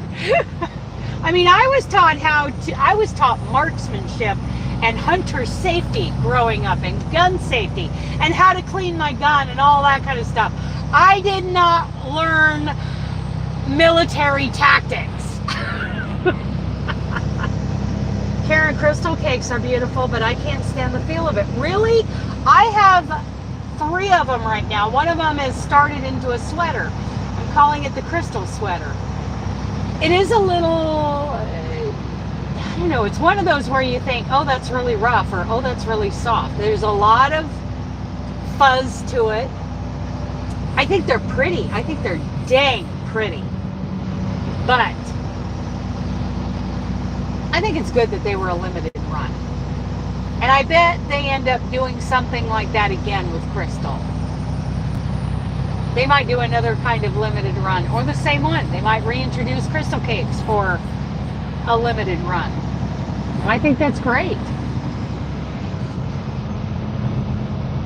He should have taught you to, I know, he should have been more considerate. You know, Amy, I think it's a great idea. Check with your, you know, local county extension and see if they have a 4-H club. Like in Emmett, I can donate either to the 4 with tax and shipping at $16. Okay. See, you got her looking. You made you look. Made you look. I love it. There's a rabbit hole for you. They're in Emmett. A lot of times the library, the gal who runs the library, I just love her. She needs yarn for kids things that are coming up, you know, like projects. They're going to have a group of kids come in and do some kind of craft project, and they need yarn for that. So I'll donate extra yarn to her. Otherwise, I just go to the county extension office and say, hey, this is for your crochet club, and let them deal with it. My heat bill just showed up. Oh, okay. You're not buying anything. You just puckered up when you saw your heat bill. No yarn for Robin. No yarn for you. No yarn for Robin.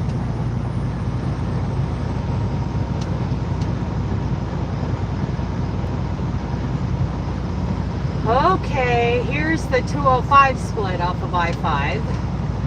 Oh, I'm at the 287. Where did Mara say she is? 284.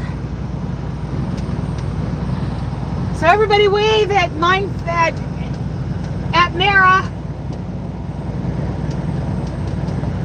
Everybody wave at her. Mindfully crocheted. I think she's right here around this exit. She's closer to me than I thought she was. She's not that far from me. Because Oregon City's like right there. Right there. Right over there. And Meryl lives in this area. This is like Wilsonville, Tualatin. Yeah, hey Mara, hey, we're all waving at ya.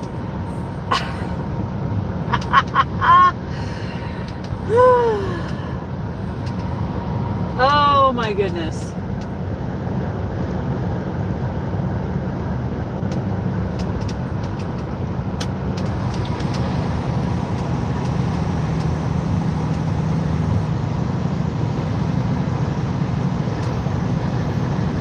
Okay, time to slow down and move over because we're going to have a truck lane up here after we get through all this traffic. And I don't want to worry about it. I don't want to have to worry about trying to get over. Oh, look, there's sunlight. There is a tiny little bit of sunlight up here in Lake Oswego. Check that out, Doris. There's like, it's actually daylight out here.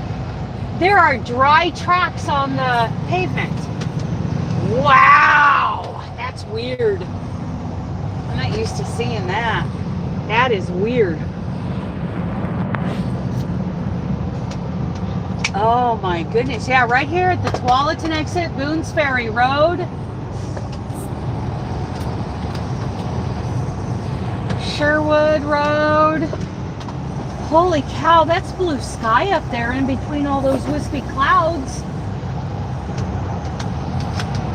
Wow, that's weird. Okay.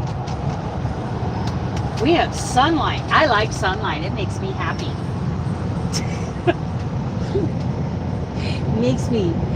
Makes me just happy to have sunlight. Time for water. I finished all my pecan coffee. Hello, Paula. We actually have sunlight up ahead. Look, there's blue sky up there to the left. Holy cow! I can barely see it through those wispy clouds, but there's blue sky up there.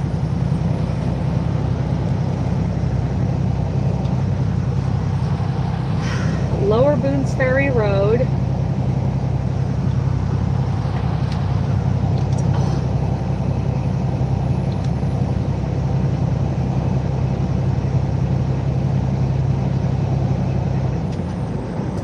The guy I went to high school worked for 20 plus years right here for a pool company, like a pool construction maintenance kind of company, and I don't know if he still works there. We haven't spoken in a long time.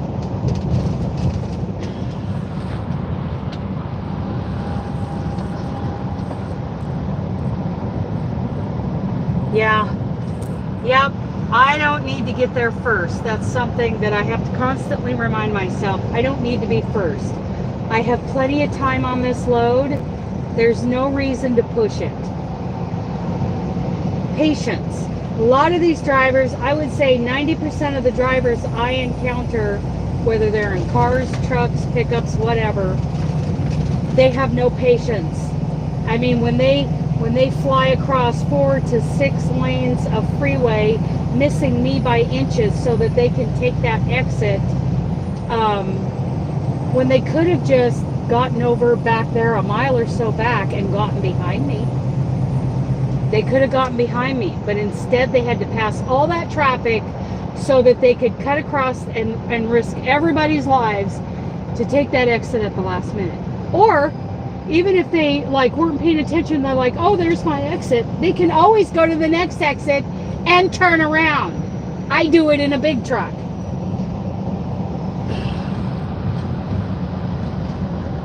Three deer, and he did not chase them. He came back to, oh, Dooley. I taught him, okay, so Dooley's a healer, right? He's a cattle dog, and one of the first things you teach cattle dogs, well, any dog, you need to teach recall, right? Let them go out, and then you teach them to come back to you quickly when you call them, like there is no hesitation.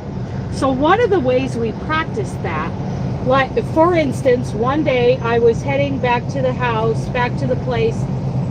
I lived on 35 acres out east of Colorado Springs. And we got up into the driveway, and there was a little herd of does crossing the driveway and kind of dropping over the side of the hill past the house. And I got out of the truck, and Dooley's just like whining, and he waited and he looked at me, and I said, get out. And so Dooley took out after them. And then, as soon as he disappeared over that bank, I called him back. And you know, that good little baby, he immediately stopped, turned around, and came back to his mama. He was such a good boy. Such a good boy.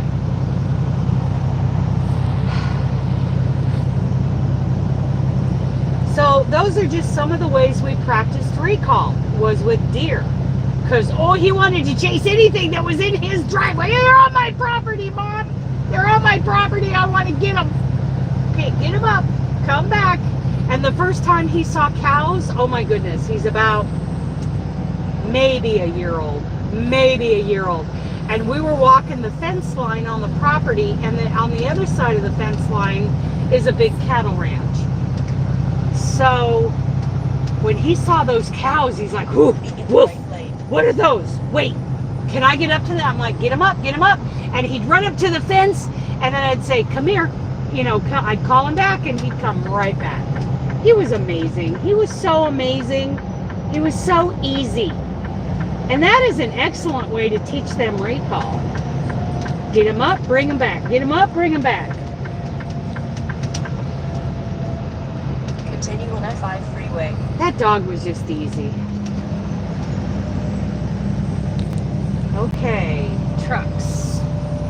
I'm in the trucker lane. I don't know, all those other trucks, they just ignore the truck lane and they take the regular part of the freeway. Whatever. I just do what I'm supposed to do. I don't know if there's a fine. I don't know how that works.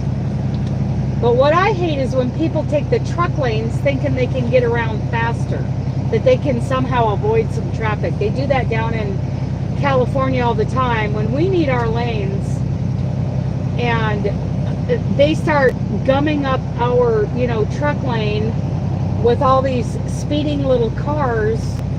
It just screws up the flow of traffic, and they get in our way.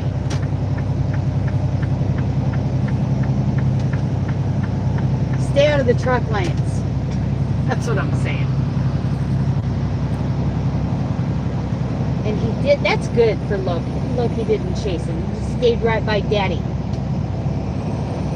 Stayed right by Daddy. Daddy, you take care of me. They look, and you got to be careful with deer and cattle.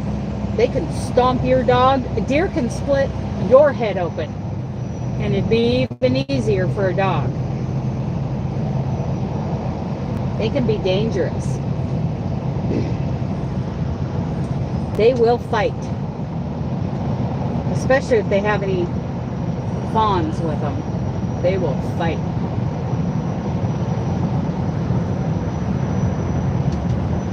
Terwilliger curves, people. Terwilliger. I have no idea where that name came from. Terwilliger. Wonder if it was somebody's last name. And there was like a Terwilliger neighborhood around here or something. There's something. There's a Terwilliger Boulevard, I believe, right around here somewhere. I have trouble saying that word. Ooh. Wow, there's some really big rhododendrons growing along this freeway. Huge roadies. Biggins.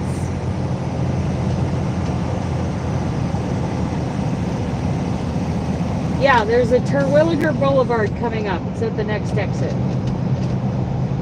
Terwilliger curves. You really got to slow down in these curves, especially with trucks. And look at all the trucks getting kind of all gummed up there. You just don't want to get in that big of a hurry to get up there and get in the middle of that pack. Kiddo was done at the dentist. Gotta go. Drive. All right. See you next time. Thank you for coming in. Okay.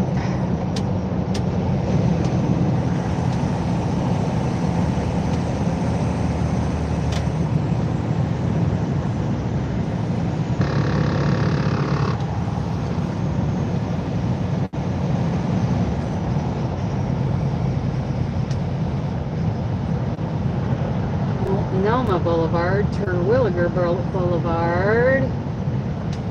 We're gonna take, so I got a choice, either the 405 bridge or the Markham Bridge. Which one should I take?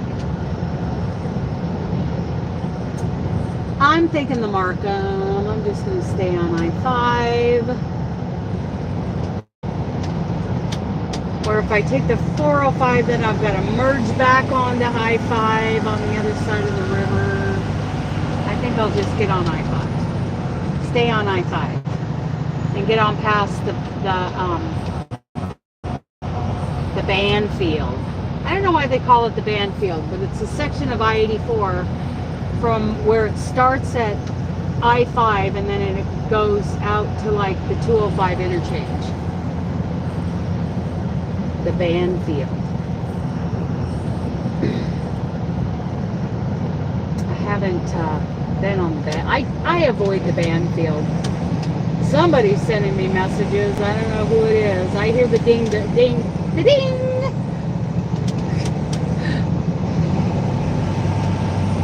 Bye, Doris. Have a good day. She's a busy, busy lady. Busy, busy. Yeah, I'm going to take the Markham Bridge. Oh, look at us slow down. Ooh, look cow. Well, it is Portland. Hopefully I can get out of here before things get too packed up. You know, traffic gets too thick here and traffic gets too thick in Wilsonville. Because Wilsonville can be a parking lot from about 3 o'clock on. Sometimes 2 o'clock. It is terrible. Oh, there's the Willamette. Looks like it's down a little bit. In 1.5 miles, keep left to I-405 north, then keep right. I'm sorry, Miss Bossy Pants, but I'm not going that way, Bossy Pants. I've already made up my mind. 205 via I-84 is 11 minutes. Not going that way. SR14 is 15 minutes. Okay, so it's probably like 10 minutes. I'm 10 minutes away from where I'm headed. Miss Bossy Pants telling me where to go. I'm going to tell you where to go in a minute. So I went past the Selwood Bridge. There's so many bridges. Portland is a city of bridges, that's for sure. Lots of bridges. There's the St. John's, the 405, the Markham, the Steel Bridge, the Hawthorne, the Burnside. That's 6 bridges right there. And if you count the Selwood, that's 7. And I've probably missed 1 or 2. Those are all within, I'm gonna guess, 2 miles of each other. Just all going back and forth across the Willamette.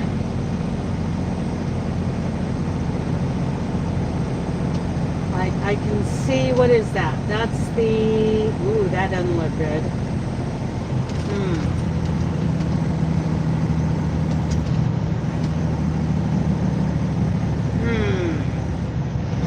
I don't like the, well, it's moving. It's moving. I'm looking at the Markham Bridge and it's moving. It's moving slow. Left to I-405 north, then keep right. It's probably better going over the 405, but then I just have to merge right back onto I-5, so whatever.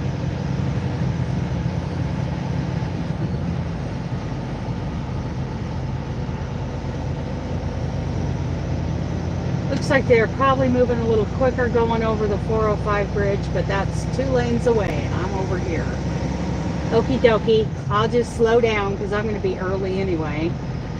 I'm going to be an hour and a half earlier than I thought I'd be getting into the yard, so that makes me kind of happy. Be in either of the 2 right lanes. Yeah, sorry girl, sorry, Bossy Pants. I had already committed myself to this right lane, so poo-poo on you. Poo-poopy-doo. I see the coin building. That's a pretty cool looking building.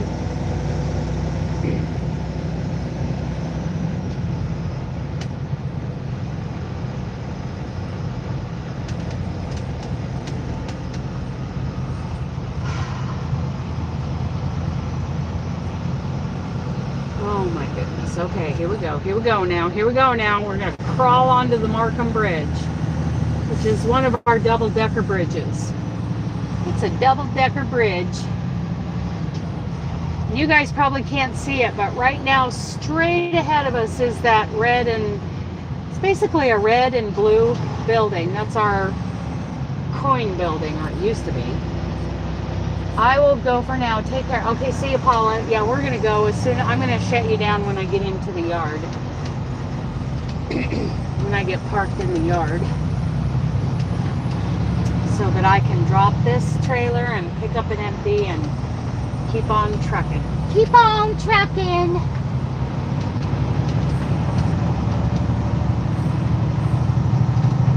Okay, there's a building over there. There's a bridge to my right, but I don't know what it is. I don't think it's, I think it's foot traffic. A bridge that goes across, it's big. But I think, yeah, that's just foot traffic. I have never seen a vehicle on that. And I think that's a fairly new bridge. I don't know, I was gone for so many years in Colorado and Idaho, I didn't see all the changes. Okay, we're crossing the Willamette River now. On top of the Markham. Guy I went to high school with, after he got out of the Army, he was on the bottom deck of this bridge, the Markham Bridge, headed the other way, and he rear-ended somebody, and while they were waiting for the police, well, the car in front of him was on the phone with the police, my friend committed suicide right there in his car. It's quite a deal. Okay, have a good day, Paula.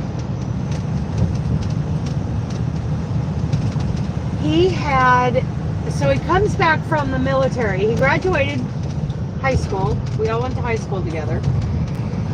And when he came back from the army, he was changed. Like there was something wrong after he got back out of the army. I didn't really talk to him when he got back because he was very into being alone. Well, come to find out, during this time, he's back at his mom's place, and I'm still friends with his brother. His brother and I are pretty good friends. But the way it was told, and who knows, it's the media. They just say whatever they want. He had a crush on one of our librarians in town, and he had a plan written down that he was going to kill Mom, kill the librarian, burn down the house, kill self, something along those lines. And it's gut-wrenching because this is a guy we grew up with. He was just one of us. And so did he kill his mom? Yeah, I think he did. He I think he did. Killed his mom. He did not burn down the house. And the next thing we know, he's in Portland and he committed suicide on the Markham Bridge. It's the bizarrest. I don't know what happened to him in the military. I know that another guy, Todd, that we went to high school with, he came back a little different. He came back, it's like he was, we were all pretty carefree when we graduated from high school, but he came back like jaded. I want to say jaded, suspicious, kind of jaded. And that was after being in the military before he came home. And I just noticed that, he was different. And it looks like it was the same way with this other guy we grew up with. Really sad. I don't know what's going on there.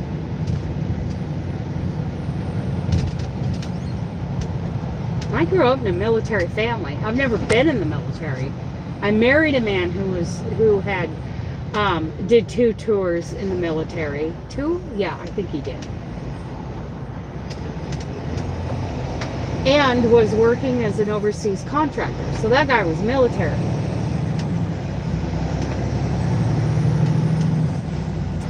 Lots of traffic through Portland on I-5. This is the Northwest Industrial Area. Here's where, over to the left, where the Blazers play, or at least they did when I used to live here. Portland Trailblazers. I don't know, is it basketball? When does basketball season start? Because, what is it, November? So we're in the middle of football. And we've got Super Bowl, what, in February? Super Bowl's, is that right? January, February? Something like that. When is basketball season?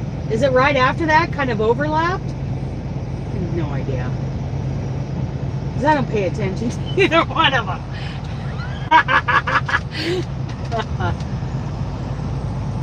Portland Trailblazers. I haven't watched a Trailblazer game since Clyde the Glide was sliding across the floor. Love Clyde the Glide.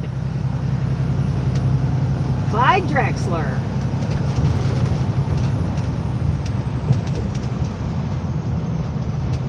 Yeah, this is pretty much, this is basketball fan country, and then for football fans, we've got the Seahawks up north, very far up north, and we've got the Oregon Ducks and the Oregon Beavers. U of O and Oregon State, Oregon University.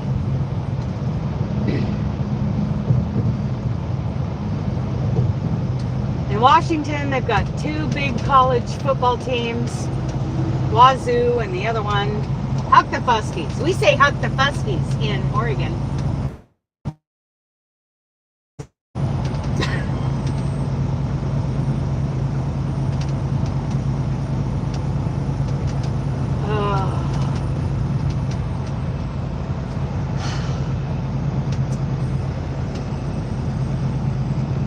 Okie dokie. 3 lanes. I need to get over 1 lane now that this lane is available. Okay. There we go. There we go. We're at the 303. I'm going to be taking the 307. It's like the second to last exit before you cross the interstate bridge into Vancouver, Washington.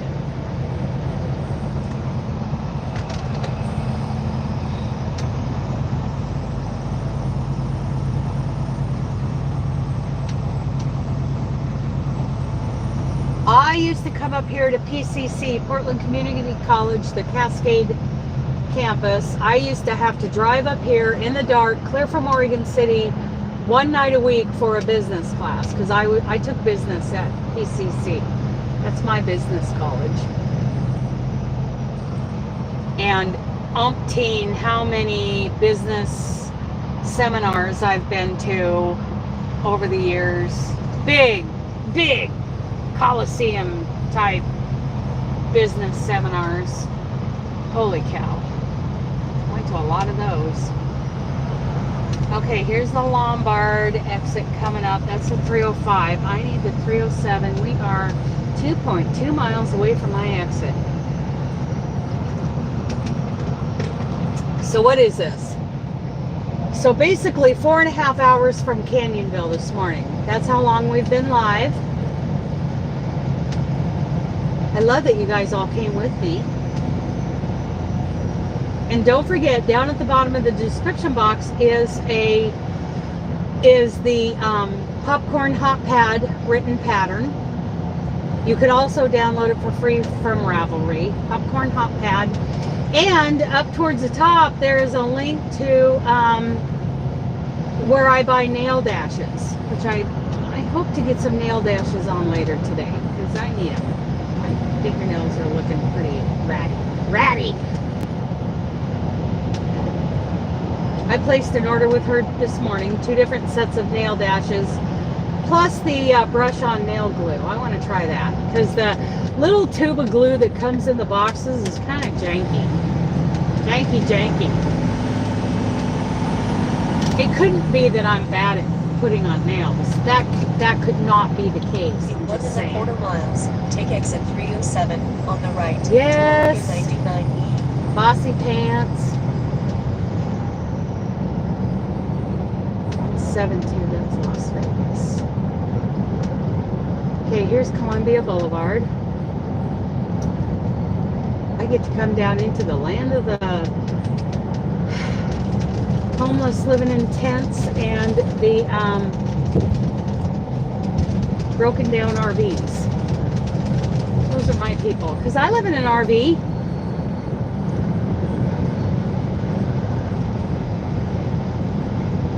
Thankfully, we have a garbage service at home, so I don't have stuff laying around my RV, because we have garbage service at the house.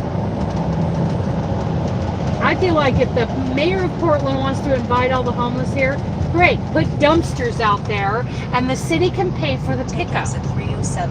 Put dumpsters out there and give them a chance to throw stuff in the dumpster.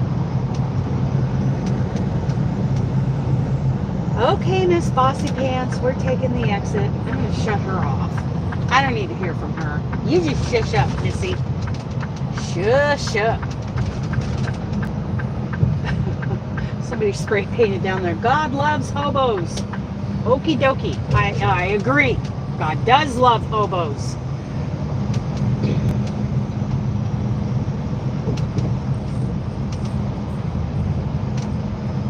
Can't argue with that. This is the exit I take to get to the yard. I take the Delta Park Marine Drive East exit. I go 1 driveway away from the Jubit's truck stop up here. Off of Vancouver Way. It's a little chilly willy here. Chilly willy.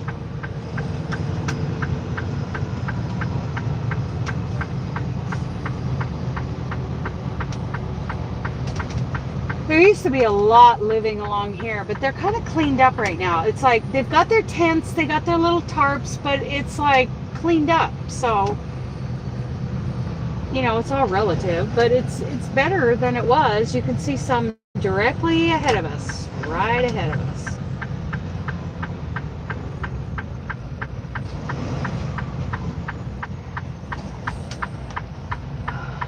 Over there in the grass. And you know what I hope for them? I hope that they're warm and dry and fed. I hope they're okay. Okay, after this white car, I think I can go. Sometimes we get stuck here. Oh, I'm going. You know, and that little camp setup, that is very clean compared to some of the others. Very clean. But when the mayor of the city invites them all to come in from other parts of the country, we're going to have them. So I appreciate that that's a very clean setup right there. It's not pretty, but it's tidied up. So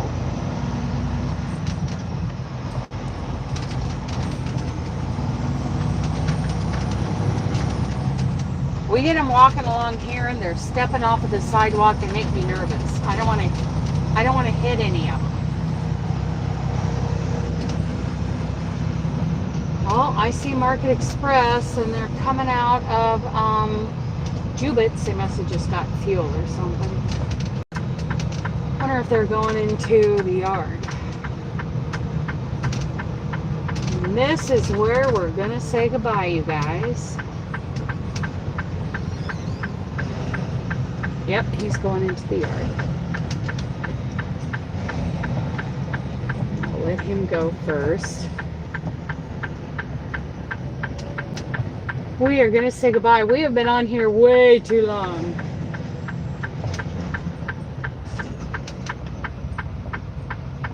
Come on around, dude. See, he's going to swing wide.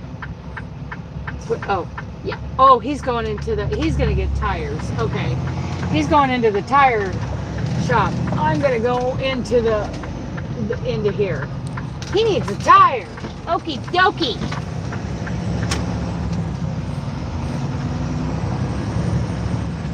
Okay, you guys, I have thoroughly enjoyed this. I'm going to stop the live and get things. It has been lots of fun. Thank you for being here, Marion. Thank you, everybody, for being here. Thank you for being my gopher and being picked on, Robin. Thanks to all of you for being here. So have a good day. I love you guys. Bye.